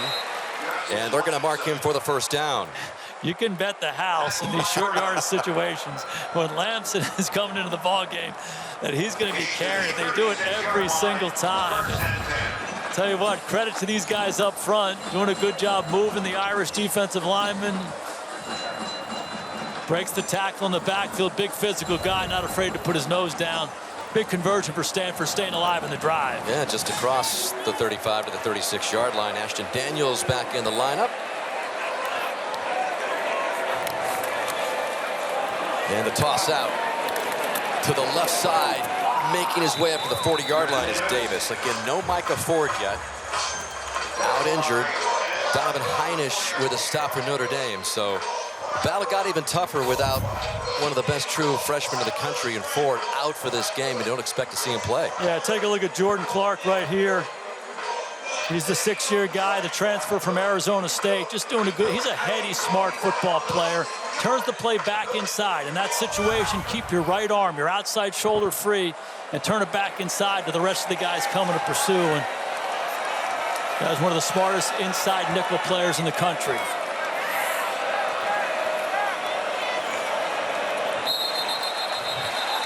So a timeout called by Stanford. Their first of the half. 30 seconds. Well, Jordan Clark has been a heck of an acquisition, as you talked about. Played 5 seasons at Arizona State coach. He's the son of Ryan Clark, the ex-Steeler who won the Super Bowl. And I believe you were on his dad's team his rookie season. Is that correct? Yeah, Ryan and I were teammates. He was drafted by the New York Giants, and before he went to Pittsburgh, he was with us. And you could tell right from the start, conscientious, smart guy. And I don't know that I would have thought they'd have a 13-year career and been the voice of football at ESPN, but fantastic job. And you can see the influence that Ryan has had on Jordan, because when you watch Jordan Clark play, he is a smart football player.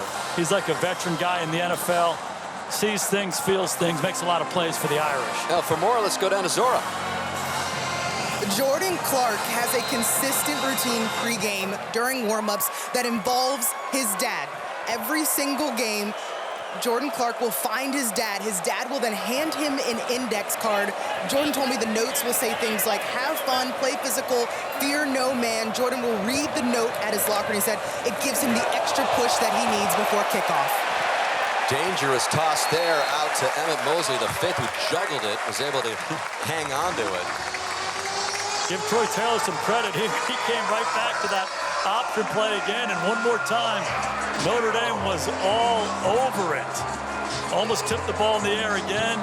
A whole host of Notre Dame tacklers were there for the tackle for loss. Yeah, that was Gabe Rubio, number 97 back there. He's back. He broke a foot in camp, so that is one player that Al Golden has gotten back in the lineup. As we've talked about all these injuries and the players that he's lost, and that is the 5th tackle for a loss for Notre Dame. So this defense, a lot to handle for Stanford today. Now backed up on 3rd and 12. And maybe a yard or 2 is it for Davis. And that'll bring up 4th down. Just love how this Notre Dame defense has adjusted throughout the game. Again, a veteran group, and they see things and they recognize things, and they might get you the first time, but they're not going to get you the second time. And I credit Al Golden, their defensive coordinator, for creating that environment for them. They grow and get better as the game goes on. Golden said it was so hard to prepare for this team because he just didn't know who was going to play. Was Daniels going to play quarterback? He has. Max Hurleman hauls it in back at the 15-yard line, and then good special teams there by Stanford drops him at about the 17. Well, talked about the rivalry starting in 1925 Rose Bowl. That's what they're playing for, the Legends Trophy, and Notre Dame has one hand on it now. Stanford already banged up a bit in the defensive secondary. This was on the return by Hurleman. Number 31, Aaron Morris, coming in. And you can see him just crumpling to the ground. He is in the medical tent. And there's Omari Porter, number 27, who's into the game right now. They're already without Zaron Manley and Jay Green. And so Stanford's defensive secondary getting a little bit depleted here as Notre Dame starts off at its own 17. Leonard going deep down the field, and it is complete to K.K. Smith. So Leonard spreading the wealth around a little bit. That's the 8th different receiver that he has found today. That's a gain of 25. And they went right at Porter. Nice job by Denbrock. Yeah, this is K.K. Smith. He's running a post corner. Gets Porter running and rips it back across his face. Riley Leonard speaking volumes about K.K. Smith. He thinks his upside is huge. Excellent look at his route running ability right there. And this is Love on the ground across the 45-yard line for a nice gain on 1st and 10. The Stanford secondary has been riddled throughout the year. Have not done a good job eliminating explosive plays, and now they're down 2 and 3 guys. Some of their best players not available to them. Yeah, latest report on Morris, he went to the locker room. And so Leonard with a quick drop pass incomplete. They're going after Porter. Thomas, yep. Yeah, they're going after Porter. They're seeing the one-on-one matchup out there. And Bobby April, the defensive coordinator for Stanford, said, hey, we want to make them one-dimensional. We're going to try to stop the run. Well, they're trying to stop the run, but they're leaving those guys out on islands by themselves, and Notre Dame's trying to take advantage. So we'll see what the Irish can do here on 3rd down and 6. Looks like pressure.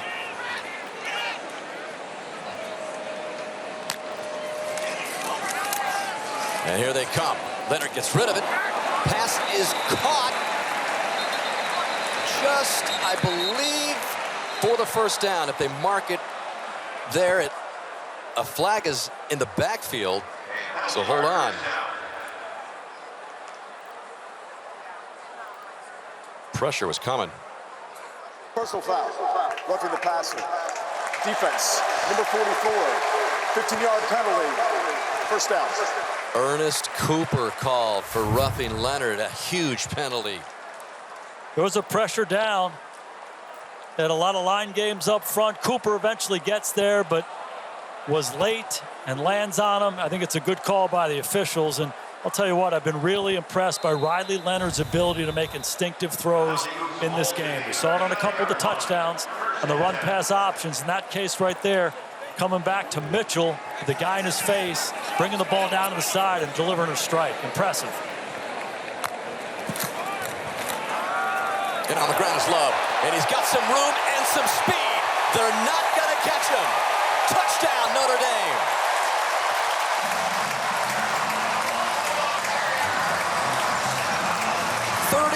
Yards this time as the Irish blow this one open.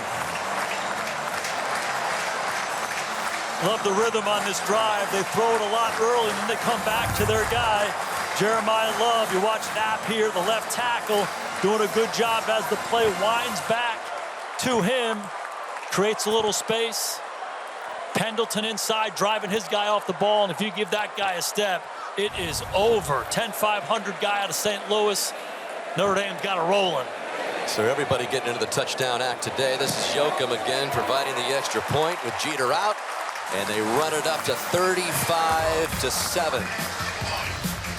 6:49 left in the 3rd quarter. The 11th ranked Irish looking like a winner at home. Happy place right now. Irish up with a big lead, and Love rushing touchdown now in each of the first 6 games this season. That's the longest streak for a Notre Dame running back to start the year since Autry Denson. 10-game streak back in the day. Autry could tote that rock, as can Jeremiah Love. Well, Troy Taylor, when he took the job a couple of years ago, he said, you know, when I got to Stanford, he said they hadn't even talked about a collective, right? He said, guys, you know what's going on out there in college football? He says it's a changing world. We need to adapt. And so that is the challenge by Troy Taylor. We had a good conversation with him last night. He says, you know, that's the mentality of a school like Stanford, an academic school. I think it's a perfect fit for Stanford. He has such an appreciation for the Stanford history and tradition, their academic standards. It's going to take them time. It's not going to be a quick fix. There's a lot of issues you have to overcome. Daniels has some room up ahead of him, and he'll run it out. But that's the test, right? In this modern day and age of college football, you got to keep up or you're going to get left behind, especially with all this conference realignment. This is the very first year for Stanford in the ACC. They came over with Cal from the Pac-12, and so you get lost in the shuffle, even if you're an institution like Stanford, at least in the sports world, right? Yeah, no doubt. And they had some success under Jim Harbaugh and David Shaw. Excellent program here. But even Harbaugh took him a little bit of time to turn this thing around as we see Daniels rush ahead for the 1st down. And, you know, in our conversation with Troy last night, he talked about, hey, you know, we're not going to be able to get the transfers that other schools get. You know, they've had 11 over the last couple of years, really 3 this past year. and it's just going to take time. The academic standards are high. It's hard to get into graduate school, so it's just going to take time to be able to recruit kids out of high school and rebuild this program. Thus, it's been another rough patch for Stanford football, and it's another rough game for them as Daniels goes to the air, incomplete. And this is what's happened in a lot of these games, is that they start off and they can kind of hang in there. And, you know, their opening drive on offense, they go down the field and they score a touchdown. But over time, the teams that are more talented, that are more physical, that are deeper, are going to wear them down. And that's been the case a lot this year, certainly the case here today. But last year, 74 scholarship players. This year, 84 scholarship players. So they're building it. It's just going to take a little bit longer than some of the other schools around the country. And this is Iamaner, and he is just stacked up. Kingston Viliamuasa, a part of the Notre Dame contingent that dropped him for a loss of 2. But there's hope on the farm, Coach. Taylor is a very good coach. His record has proved that he's entrusted by taking over this team. Remember, Jim Harbaugh took over a 1-11 team when he got to Stanford, had some losing seasons before Andrew Luck arrived. They went 12-1. That set the table for David Shaw, who went on to win 3 conference titles before a big downturn under Shaw. He eventually resigned, and now it's up to Taylor to try to turn it around. Daniels under pressure. Down again he goes, and Riley Mills right in his grill. Talked about the relentless nature of Howard Cross. This guy has that same tattoo on his forehead. This Riley Mills, he just keeps coming. You see him right here. A lot of line games by Al Golden in these situations. The passing situations, he goes out. Tuamaka comes in. It's a hard stunt to handle. Excellent job. Has inside leverage on the left tackle, works back inside. And again, the best rushers, relentless going to get the quarterback. Riley Mills getting the sack. Max Hurlman has some room to run here now, but quickly enveloped there close to the 35-yard line. So Stanford forced to turn it over again. 35-7 with 4:06 left in the third, Coach. For me, the most impressive offensive performance this year for Notre Dame, the way they've run the ball and the way Riley Leonard has thrown it. Comfortable in the pocket, different receivers. Collins comes back to Thomas. Comes back to Mitchell.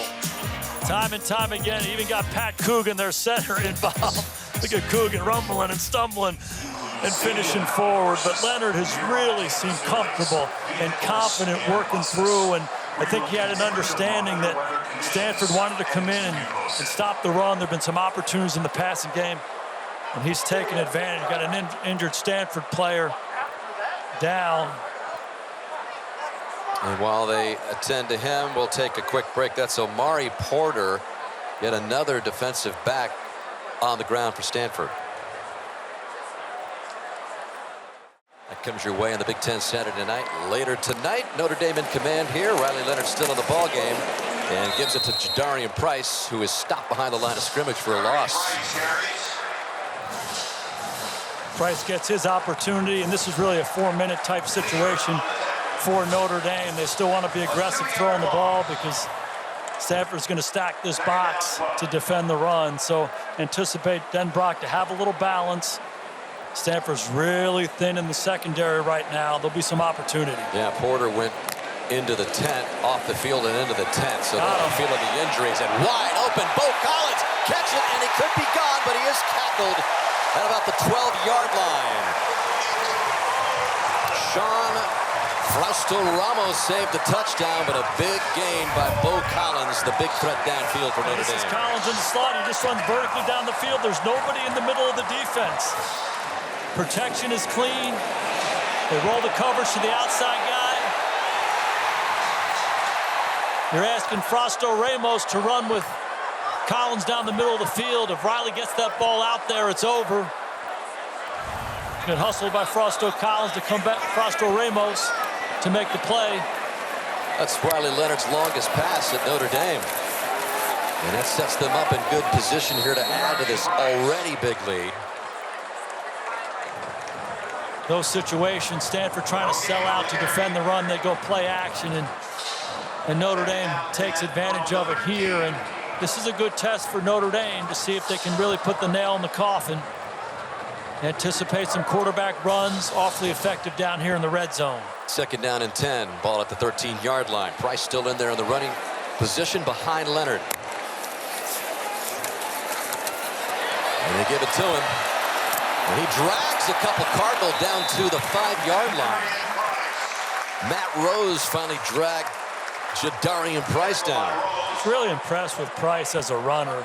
He's just got excellent vision and a feel, and you see this a lot with him where he runs the ball up inside of the defense and then has lateral quickness to get out to the perimeter.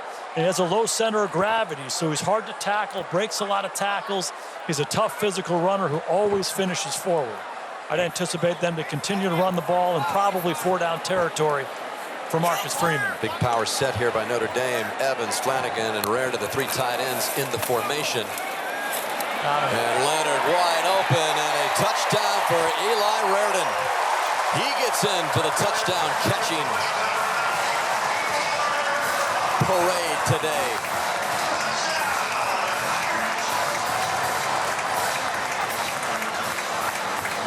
In all these situations, it's been the same thing. Run the ball down there and then go play action. This is just a naked. Price goes this way. You bring Raridon back the other way. You get Riley Leonard on the perimeter. All he has to do is clear that first guy to Feedy, and it's going to be a touchdown. It's going to be a walk-in 3 times down in the same part of the field. They go play action or RPO, and the Irish cash in.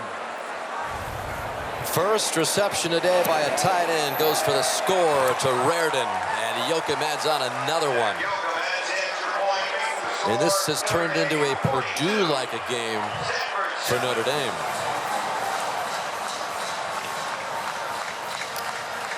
Time to check in with the studio for another update as we check in with Jordan Cornette. Good game going on there. Not so close here as Notre Dame wraps up the final game of a 3-game home stretch. And a win over their rival. They're able to hang on here in the 4th quarter. Just a minute 29 left here in the 3rd. But Riley Leonard, you know, we've been talking about him all season long, obviously, Coach. He has looked better and more confident each and every game, and that includes the passing department and the mix-up of plays that they're showing everybody. No doubt, and you know, Riley and everybody in this Notre Dame program, it was a devastating loss for Northern Illinois, the first home game here at Notre Dame Stadium, and the question was, how are you going to respond? You're going to go away, and you know, they closed ranks in the program, and they really came together, addressed some of their weaknesses, tried to identify what they do best and embrace those things and continue to grow. And you know, they're a running football team with him and with the running backs, but they had to get better in the passing game, and week by week they've demonstrated that. Fair catch there called by Tiger Bachmeier. As we now see who's going above the rest, brought to you by Jersey Mike's Subs. And here it is, Howard Cross. We've talked a lot about him. Veteran defensive tackle here at Notre Dame. He's been making these kinds of plays for a lot of years here. You can't block him with one guy. He's going to wear him out. So he'll keep battling, fight those double teams right in the middle of your screen right there. Excellent feel, has his eyes on the quarterback, can shed and make plays. And he's the heart and soul of that defense. He's the guy that makes the whole thing go. They got some outstanding linebackers, but it starts up front. He and Riley Mills, those are the guys they count on. Really productive day today. Justin Lamson is in the quarterback position, replacing Daniels for the moment as he gives to Ryan Butler as Notre Dame has racked up 42 unanswered points. It's been impressive, and at this point, Stanford's pretty depleted, particularly on the defensive side of the ball, so they're just hanging on, and Notre Dame is taking advantage, but been impressed with how this Notre Dame defense has settled in after that first drive, and it's an opportunity for a lot of young guys to get out there and show what they got. We saw this in the Purdue game. A lot of young players really productive. That's earned them more playing time, and they've gotten better. Same kind of a situation. Lamson with a give again here to Ryan Butler. Again, hard to mount a charge against a Notre Dame defense and a team when you're already depleted. We talked about the injuries for Stanford on defense, but again, you can't overemphasize without their 2 best running backs, the 2 true freshmen, Cedric Irvin and Micah Ford. Ryan Butler getting into the act. Chris Davis can't do it all by himself, and Ashton Daniels can only do so much at the quarterback running position. So it's just An example, coach, of a very deep Notre Dame team that's been able to survive the injuries on defense for the moment that we talked about. And is just able to replace injured players with more talented guys as flags come in and stop this third down and short. Full start. Offense, number 51. 5-yard penalty. Third down. It's on Zyron Brown. And that's the big issue when you have a rebuild at Stanford. Troy Taylor, he talked about, is we're not real deep. We're a thin team, and when we have those injuries, it's hard to overcome them. On display one more time again today. And that takes us to the end of the third quarter. 42-7 Notre Dame, about ready to reach the halfway point of their regular season and up their mark to 5-1. Can you believe it? We're already halfway through Notre Dame's regular season.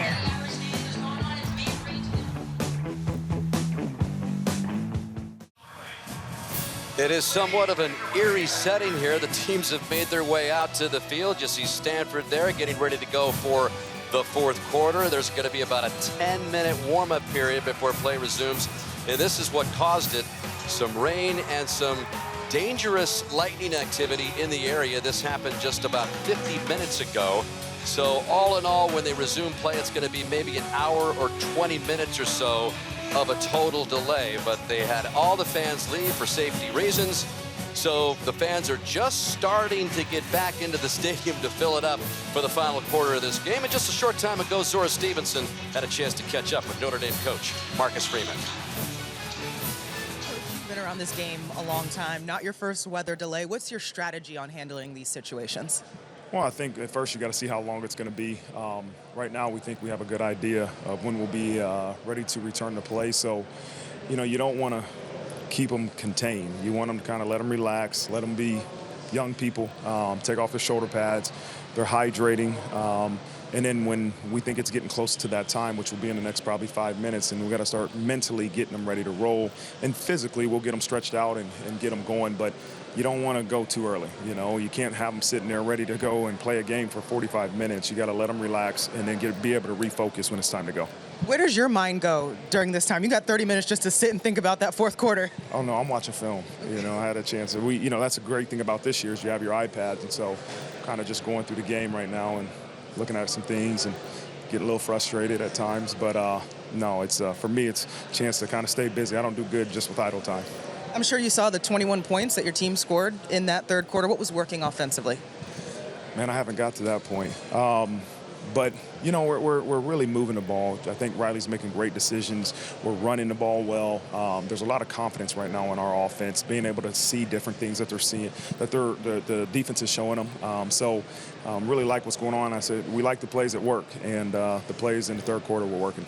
We always talk about handling adversity. Both teams are going through this delay right now. How would you like to see your guys start this fourth quarter off when you can get back out there? As I told them at the beginning of the game and at halftime, we want to start fast, play fast, finish fast. Like, it's not just start fast and let's see how the game goes. And so it's a mindset. When the foot hits the ball in this situation, I think it's going to be third down. It's a mindset. It's time to go. And I want to come out of the locker room fast, and I want to finish this game with the standard and the effort and attitude that we demand from these guys. Thanks, Coach. All right, thank you. Jason, you coaches never rest. Marcus Freeman talking about watching film there during this delay. Stadium beginning to fill up just a little bit more. Notre Dame has made its way out onto the field. Still some light sprinkles in the area, but we are just a few minutes away from getting things underway. You heard Marcus Freeman, coach, talk about Riley Leonard and his continued improvement. He seems to think a lot about what you're thinking about with Riley getting better and better each game. Yeah, no doubt. You can certainly see his progress over the course of the year. Again, very effective as a runner right from the start this season, but the passing game wasn't what they wanted it to be, and you can see week by week it's getting better. Had his best 3 quarters of the season so far. Passing game really coming alive, but love what Marcus Freeman was talking about right there, just the mentality of the team. Don't tell me where we're playing, when we're playing, all that kind of stuff. Get your mind right to play the right way. As we look at Riley Leonard here, these are some of the plays we're talking about. This is the first play of the game. You see him comfortable in the pocket, going through his progression. When they got down in there close, they took advantage of their ability to run the ball. with these run-pass options. Very effective throwing those slants for a touchdown. And he even got the big guy, Pat Coogan, involved. The ball bounced in the air, and Coogan finished it. But you look at Riley Leonard, more yards, more touchdowns. He's just playing so much better, much more comfortable throwing the ball in this offense the last few weeks. You know, it's one of those times, and you heard Marcus allude to it. You can't lose focus here. You got 15 more minutes of play. You don't want any injuries. You want to stay focused. You want to stay smart, and you want to finish this thing off the right way. Yeah, no doubt. And Marcus was saying all the right stuff. Let the guys relax. Let's get more information. He's going to communicate to them as they go. But then when it's time to go, we got to go. And don't tell me, hey, we're up 42-7, any of that kind of stuff. You have to, if you want to be a championship team, you got to play that way all the time, regardless of the circumstances. So some younger guys are going to get some opportunity to play here in the last quarter. And really that standard of how they want to play at Notre Dame, you know, that has to show up. And on the flip side for Stanford, it's the same thing. Troy Taylor's trying to build a culture. He's trying to get a standard established at Stanford. So don't tell me that we're behind by 5 or 6 touchdowns. Hey, you got to go out there and play. Opportunity for them to show what they got as well. Well, we started a while ago in the sunshine. It got overcast, and now we got the lights on at Notre Dame Stadium as this 100-year-old rivalry will continue on here. We talked about Riley Leonard. Let's talk a little bit about the defense for Notre Dame. We saw 3 sacks today, 2 by Howard Cross, 1 by Riley Mills. Those guys up front are starting to look a lot like the players that were dominant forces last year. Yeah, no doubt. And those are the veteran leaders of this Notre Dame defense. And Notre Dame's defense has been the strength of their program here the last couple of years, and it showed up today. Stanford drove the ball well early in the game, but since then, it's been these guys up front. Howard Cross, you know, getting after the quarterback. They're defending the run. There's a lot of blue shirts to the ball. They're playing the game the right way, and I love the adjustments that they made as a staff and as a unit as this game wore on. It's been really tough sledding here for Stanford. Joshua Burnham coming back from an injury and making a big play on a speed option. So they have a lot of different guys that had to step up because of injury, but embracing the opportunity, and the leadership has been the difference. Love seeing some of these young guys getting the chance to play too. Bryce Young showing up. A lot of different guys making plays for the Irish defense. Interesting schedule. We talk about how this is the only game in October at Notre Dame Stadium, as Notre Dame will play some games in places that they've never played before. In fact, next week they're going to go down to Atlanta and play Georgia Tech at the Mercedes-Benz Dome down there. That's a place that the Irish have never played. Then they've got the service academies in a couple of games, including Navy that week. Both Navy and Army, by the way, 5-0. How about that? Coming into this Saturday, Florida State's had an off year. That's a night game scheduled here at Notre Dame Stadium. And then USC, at last look, they were playing Penn State, and it was late in the ball game. But nonetheless, that's how they finish on the West Coast at the Coliseum out there. Yeah, it's an interesting schedule for them and a lot of opportunity for them. And a lot of people talk about, hey, the 12-team playoff and all those kinds of things. Notre Dame, the players and coaches don't want to hear any of that. They have to keep their focus narrow. After the loss to Northern Illinois, their backs has been firmly pressed against the wall, and they've responded the right way. They're playing their best football right now. It's all cliches, it's all coach speak, but it's one day at a time, 1 week at a time. They've done a great job taking care of business today. They have to have that same mentality and mindset as they go forward. By the way, USC at Penn State in overtime, it's 30-30. This game a little bit more decided, but we've still got 15 more minutes to go. Hopefully, we will resume play in this fourth quarter when we come back. That guy's ready to roll, and I believe we're going to get things going here in just a few minutes. Stay with us. Notre Dame trying to officially move to 5-1 on the season. Are you ready for some football, Coach? There we go. Finally, it's just been about exactly an hour delay. In case you forgot, Stanford is set up at its own 29-yard line, 3rd down and 6, and we got a flag on the first play coming back.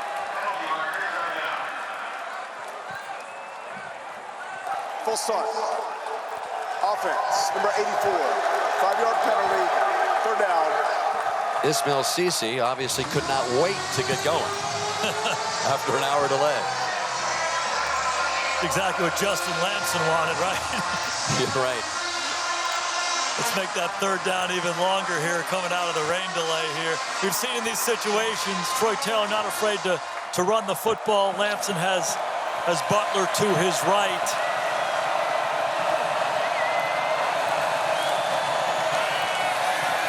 Trying to get that first down, and right with him there at the midfield stripe, Carson Hobbs was all over Tiger Bachmeier, and that'll bring up 4th down and 11. One more time, Al Golden not afraid to play man-to-man coverage, and it's Hobbs, the freshman out of Cincinnati Moeller, by himself out there. Ball a little bit behind. Hobbs gets the pass breakup, and Notre Dame's defense is off the field. Aiden Flintoff back at his own 10-yard line, and that is Max Hurleman awaiting his punt. It's a good punt by Flintoff. Hurleman drifting back to the 27. And the walk-on at Notre Dame, who's made a big mark and a big impact on this team, especially with Jordan Faison out injured. He used to be the punt returner, has added another one there. Return of 6 after a 48-yard punt. And indeed, we've got Riley Leonard's backup, Steve Angeli, coming out here for this first series of Notre Dame's fourth quarter. Angeli, of course, has gotten some action. He participated in the blowout over Purdue. He threw a couple of touchdown passes in that game, and this one beginning at the 40-yard line for the 6'2" redshirt sophomore from Westfield, New Jersey. And he starts off with a pass, and it's complete to Aeneas Williams, who gets a gain of about 6 yards, maybe 5. David Bailey brought him down. Just really impressed with Steve Angeli. Every time this guy gets an opportunity to play, he takes advantage of it. He's the ideal backup. He's prepared. He's poised. He's composed. He can function in the offense. And he's a sneaky good athlete. He can make some plays with his feet and with his arm. We had a chance to talk with him earlier in the spring season. Very intelligent player. Studies the game as much as anybody. This give close to the midfield stripe. Aeneas Williams again on the carry. And picks up the first down. Yeah, excuse me, Dan. This is a great opportunity for a lot of young guys to get some playing time. And, you know, for these guys, this is their opportunity to show the coaches what they're all about. And if they take advantage of it, it'll warrant some more playing time. So these are important snaps for these guys.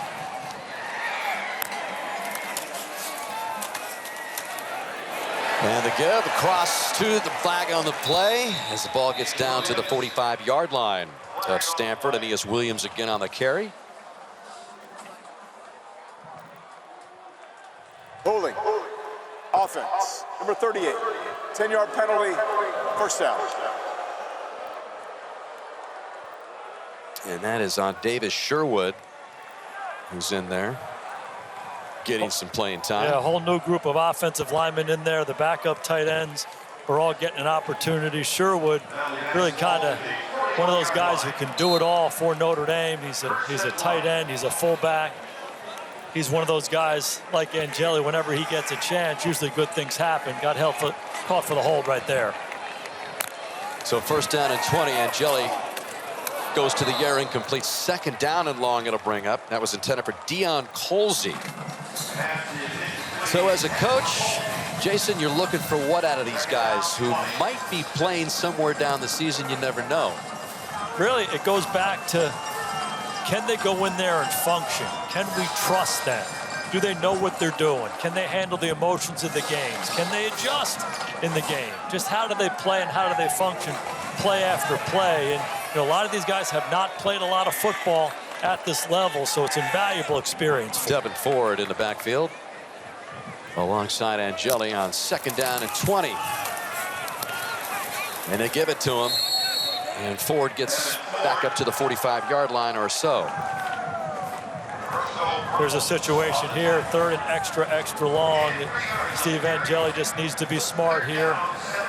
A screen or a draw or getting the ball out of your hand quickly can be a positive play. Third and 18s are hard. Yeah. But Notre Dame's had a pretty good day on third down conversions, 5 of 7 so far. Angeli trying to keep this drive alive. Quick drop back, and the pass is complete. Short of the first down, but it is down to the Stanford 40. to Deion Colsey. Getting some time here and some catches. Yeah, and Jelly just has a good feel and understanding of the game. They just went with a little drag route. Eyes are down the field, comes right down to Colsey, puts the ball right on his front breastplate, gives him a chance to run with it after the catch, and gives Marcus Freeman a decision to make. Hey, he's going for it. 4th and 2, let's go for it. Let's do it. That's really what you want to do on that 3rd down situation. Big gain of 14 for Colsey. 4th down and 2 now. Jelly looked like he was wanting to hand it off to somebody. No one was there. Now he tries to dive for the 1st down. Break this play down, Coach.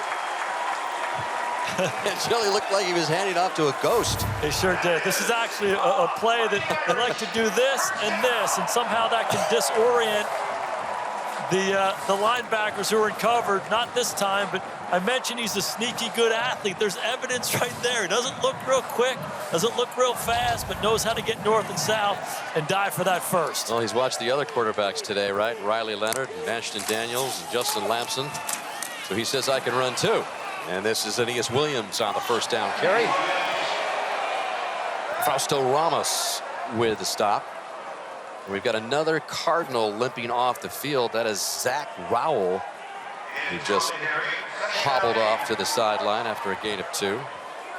Riley Leonard having a little fun, signaling the plays into Angeli. He's got his red penny on. He's got his red hat. He's into it. Yeah, he's into it. Dance moves tonight down at the club in South Bend.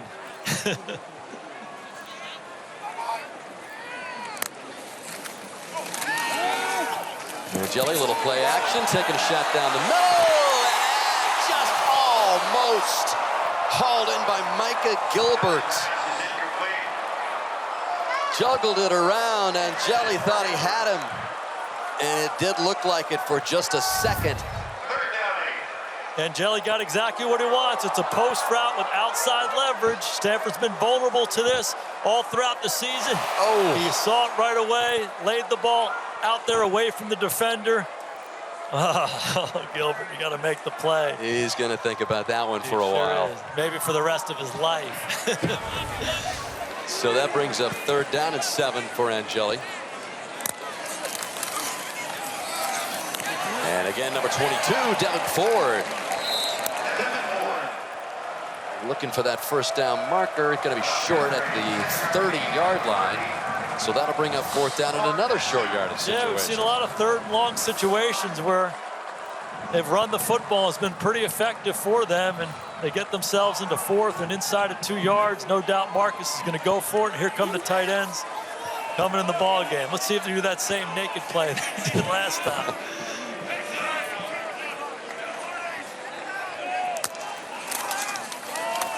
And this time up the middle, it's a 1st down, no doubt about it. Devin Ford powering his way inside the 20 before Scotty Edwards finally brought him down, not before a gain of 12.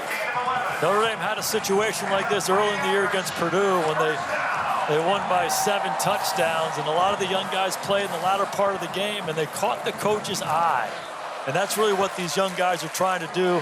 Backup linemen all in the game, backup running backs. And the coaches watch the tape afterwards. They say, maybe we should give that guy some more opportunities. So Angeli engineering this drive. And on the ground, in the free, in the clear, reaching for the goal line, Aeneas Williams. Touchdown, Irish.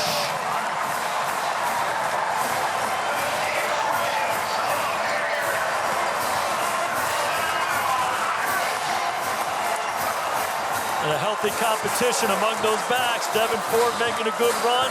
Williams is going to get his opportunity. He wants to show Coach Freeman he can do it too. Why do you watch this guy right here? This is Sherwood. He's going to come back across. He's the guy that had the holding penalty earlier. This time he leads up inside. Excellent awareness. Blocks the 2nd level. And watch Williams just finish the run. Some guys are really good goal line, red zone runners. They have a nose for the end zone. He switches the ball, he secures it, and extends it. Good run by the young guy. The young guy picks up his 1st touchdown in a Notre Dame uniform. That'll be a memory for Aeneas Williams, 5'10" true freshman from Hannibal, Missouri. This is Marcello Diometti, the kicker here. We've seen a lot of guys, different kickers. We've seen Mitch Jeter, we've seen Yoakum, we've seen a variety of guys. It's that kind of game, as Notre Dame has now scored a touchdown on 5 straight drives. Aeneas Williams, the latest to get to pay dirt.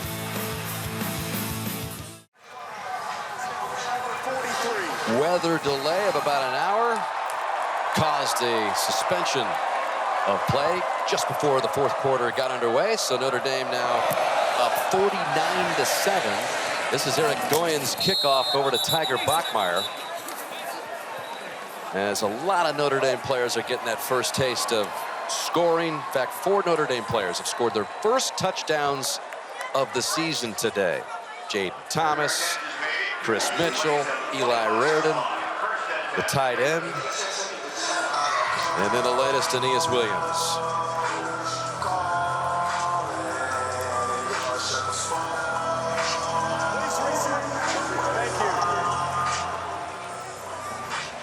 There is Aeneas Williams. They're high on this guy. Of course, Notre Dame has so much talent.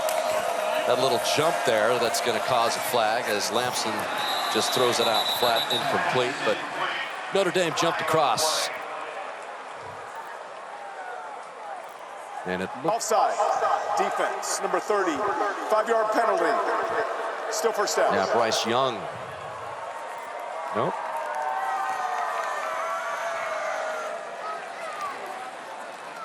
All right, I've talked about what you might want to see out of Notre Dame, Coach. What about Troy Taylor? I mean, this is a tough spot, 49-7, but you're always coaching, right? You're always trying to figure out who's going to be my guys down the road and beyond. More than anything, he's trying to build a program. He's in a rebuild right now in his second year here at Stanford. And, you know, a big part of the rebuild is who do I want coming with me? And you know, it's the old Jerry Maguire line. Who's coming with me as you go through this rebuild thing? He's got the goldfish in his hand. He's asking Dorothy Boyd, you coming with me? Who's coming with me at Stanford right now?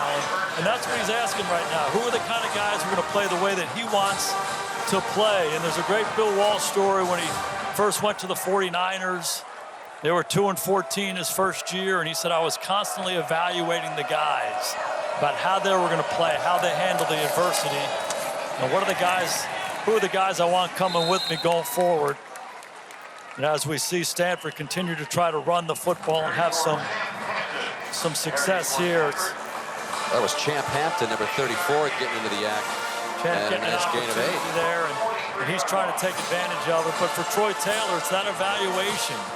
We're trying to set a standard of play regardless of what the circumstances are and who's going to be willing to play to that level. And got a lot of young guys out there. The team is thin right now, but more than anything else, he's trying to set a standard for this program, and you find out a lot about your guys in these situations. Second and short, the fake to Hampton this time, and getting turned around was Benji Blackburn, so he's going to be short of the first down. That'll bring up third down. We talked about Troy Taylor and his really unorthodox journey to becoming the head coach at Stanford. He was the head coach at Folsom High School in the Sacramento area where he grew up. He had a couple of different stints there, and he says, you know what? I wanted to be a good father, a good husband. I didn't want to be on the road all the time, and so that was kind of his track there. As you take a look at the 2 stints at Folsom High School, co-head coach there, and then some college stints. He said, but you got to get real. It's like a $2,500 stipend as a head high school coach. As we got a timeout that was called. Yeah, he told us ever since he was 7 years old, he wanted to play football and he wanted to coach football, and he did that. He was an outstanding player at Cal Berkeley, one of the best quarterbacks in their storied history. He was drafted by the Jets and played in the NFL for a little bit. And when he was done there, he said, hey, I want to coach. He was at Cal in a graduate assistant role for a little while, and gets married, starts having kids, and says, hey, I don't want to do that thing where I'm traveling my family all over the country, changing schools. He locked in at Folsom, very successful coach there. Took some time off from there, went back, was doing the radio at Cal Berkeley, went back to Folsom, and just has done an amazing job. Had an opportunity to go coach at Eastern Washington, the Cooper Cup years, then Utah, and There he is right there on the left-hand side of your screen, and second to Jared Goff and passing there. And he was a fantastic player. And the visit we had with him was really, really good last night, because he said, hey, I got into coaching because I love it. I love coaching, I love teaching, I love football. You said it, $2,500 stipend when he was the head coach at Folsom. He went to Eastern Washington. They paid him $63,000 a year. So he said a big part of what we're trying to build at Stanford is guys who love the game, coaches and players who love it. And he says, I've demonstrated that throughout my whole adult life. I wasn't doing it for money. I was doing it because I love the game. And you're starting to see this, even on a disappointing day like this, you're starting to see this culture get some roots in it. And he's doing it the right way. And this is Champ Hampton getting the call. He really has been a winner every level, whether it was at Folsom High School or at Sacramento State. All he did was become the FCS Coach of the Year in his very first year at Sacramento State. They won the conference title there. All 3 years he was there when he built up that record in those 3 seasons at Sacramento State. Yeah, and he took over a losing program, and he felt like that gave him the confidence to go to Stanford. He knows what some of the obstacles are at Stanford. High academic standards. How do they fit into NIL and the collectives and everything that's going on in college football right now? But he wanted to embrace the opportunity. And, in our visit with him last night, you could feel his passion for Stanford. You could feel his passion for coaching and for his players. And he's inspired by the guys he gets a chance to coach. And, he believes that he can do the same thing here that he did at Sacramento State, but it's going to take more time. A lot of these colleges, they transform programs quickly in this day and age because of the transfer portal. That will not happen at Stanford. It's going to be a slower process. That was a shot of Ashton Daniels, not even in uniform, as Justin Lamson is getting the calls here in this fourth quarter. Leonard Moore, the freshman for Notre Dame, another one of those guys, those young guys that they're excited about. He's their third corner right now, and he showed up in that Purdue game both as a cover guy and doing that right there. Excellent run defender, not afraid to mix it up. They love his maturity and his competitive spirit. He's going to be a good one for a long time. Yeah, it was Benjamin Morrison who said, Leonard Moore is going to be better than me here someday. And that's pretty big stuff, because we know what BMO has done here. 4th down and short now for Stanford, trying to keep this drive alive. Get itself on the board, and down goes Lamson. And Notre Dame takes over.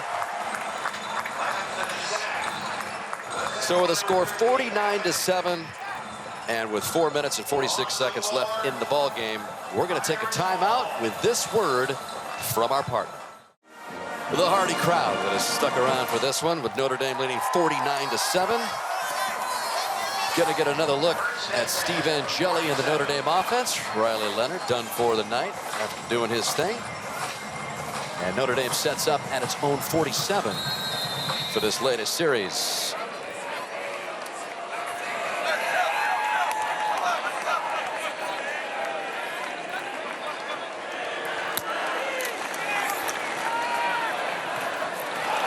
And we've got yet another new ball carrier here. This is Kedron Young getting into the act. And that's a gain of 13 for Young. Yeah, Kedron Young is a freshman out of Lufkin, Texas, the hometown of the great Des Bryant. Must be something in the water down there in Lufkin, looking pretty good on his first carry. Coming right out of his shoes. Picking up the first down.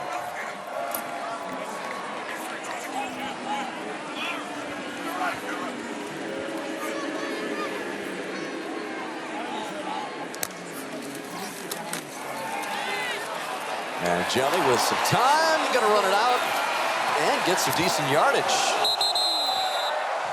as they mark him out at about the 35-yard line.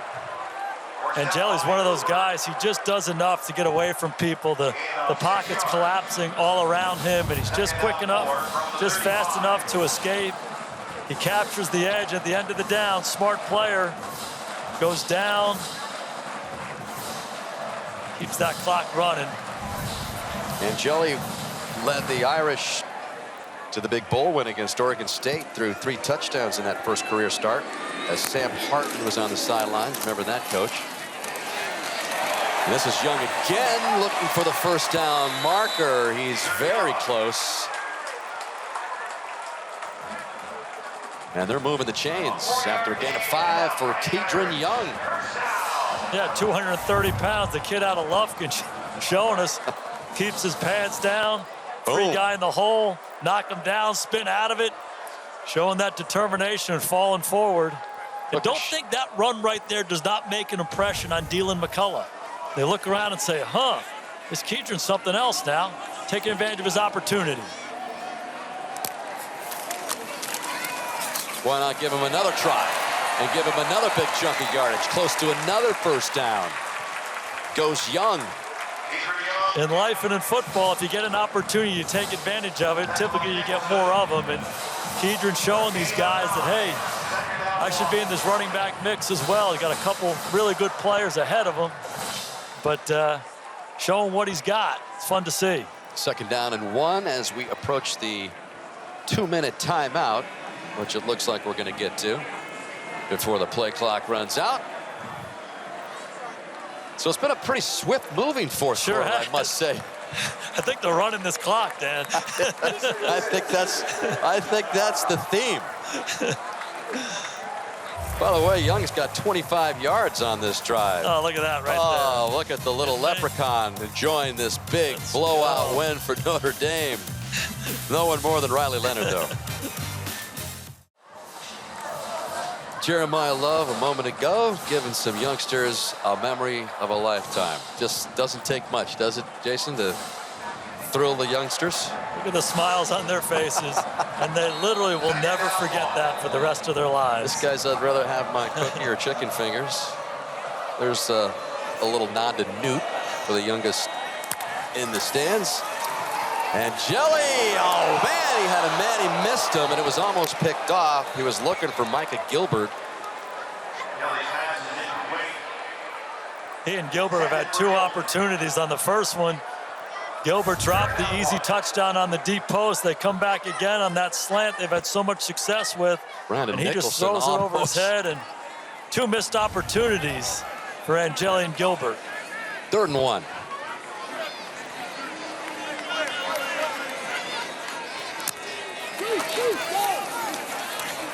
And again, you've got Kedron Young racking up some yardage and some good quality playing time. He runs with power, but more importantly, he runs with determination. You can see it. Audric Estime, who was such a good runner here for so long, ran angry. And I think Kedron Young had some of those same qualities. Running back coach Dylan McCullough smiling, seeing his young guy go. 30 yards already on this drive by Young. As we're now just a minute and a half left. Opportunities for guys on both sides of the ball just to become better football players. You say, hey, why don't you take a knee in this situation? A lot of young offense and defensive linemen, young players all across the board. Let's give them a chance to improve. USC was just beaten by Penn State. USC missed a field goal. That's the only true road game that the Fighting Irish have left, Jason. The final one of the regular season where they go to LA to take on USC. They've got some neutral site games that we talked about. Georgia Tech next week in Atlanta. And they've got the service academies, one at Yankee Stadium and one at MetLife. So absolutely, but keep your eye on Georgia Tech next week. Big win for them today against North Carolina. They beat an unbeaten Duke team last week, so they're playing good football, and Notre Dame has a national crowd. Everybody all across the country loves Notre Dame football, but there are going to be some Georgia Tech fans down there in Atlanta next week.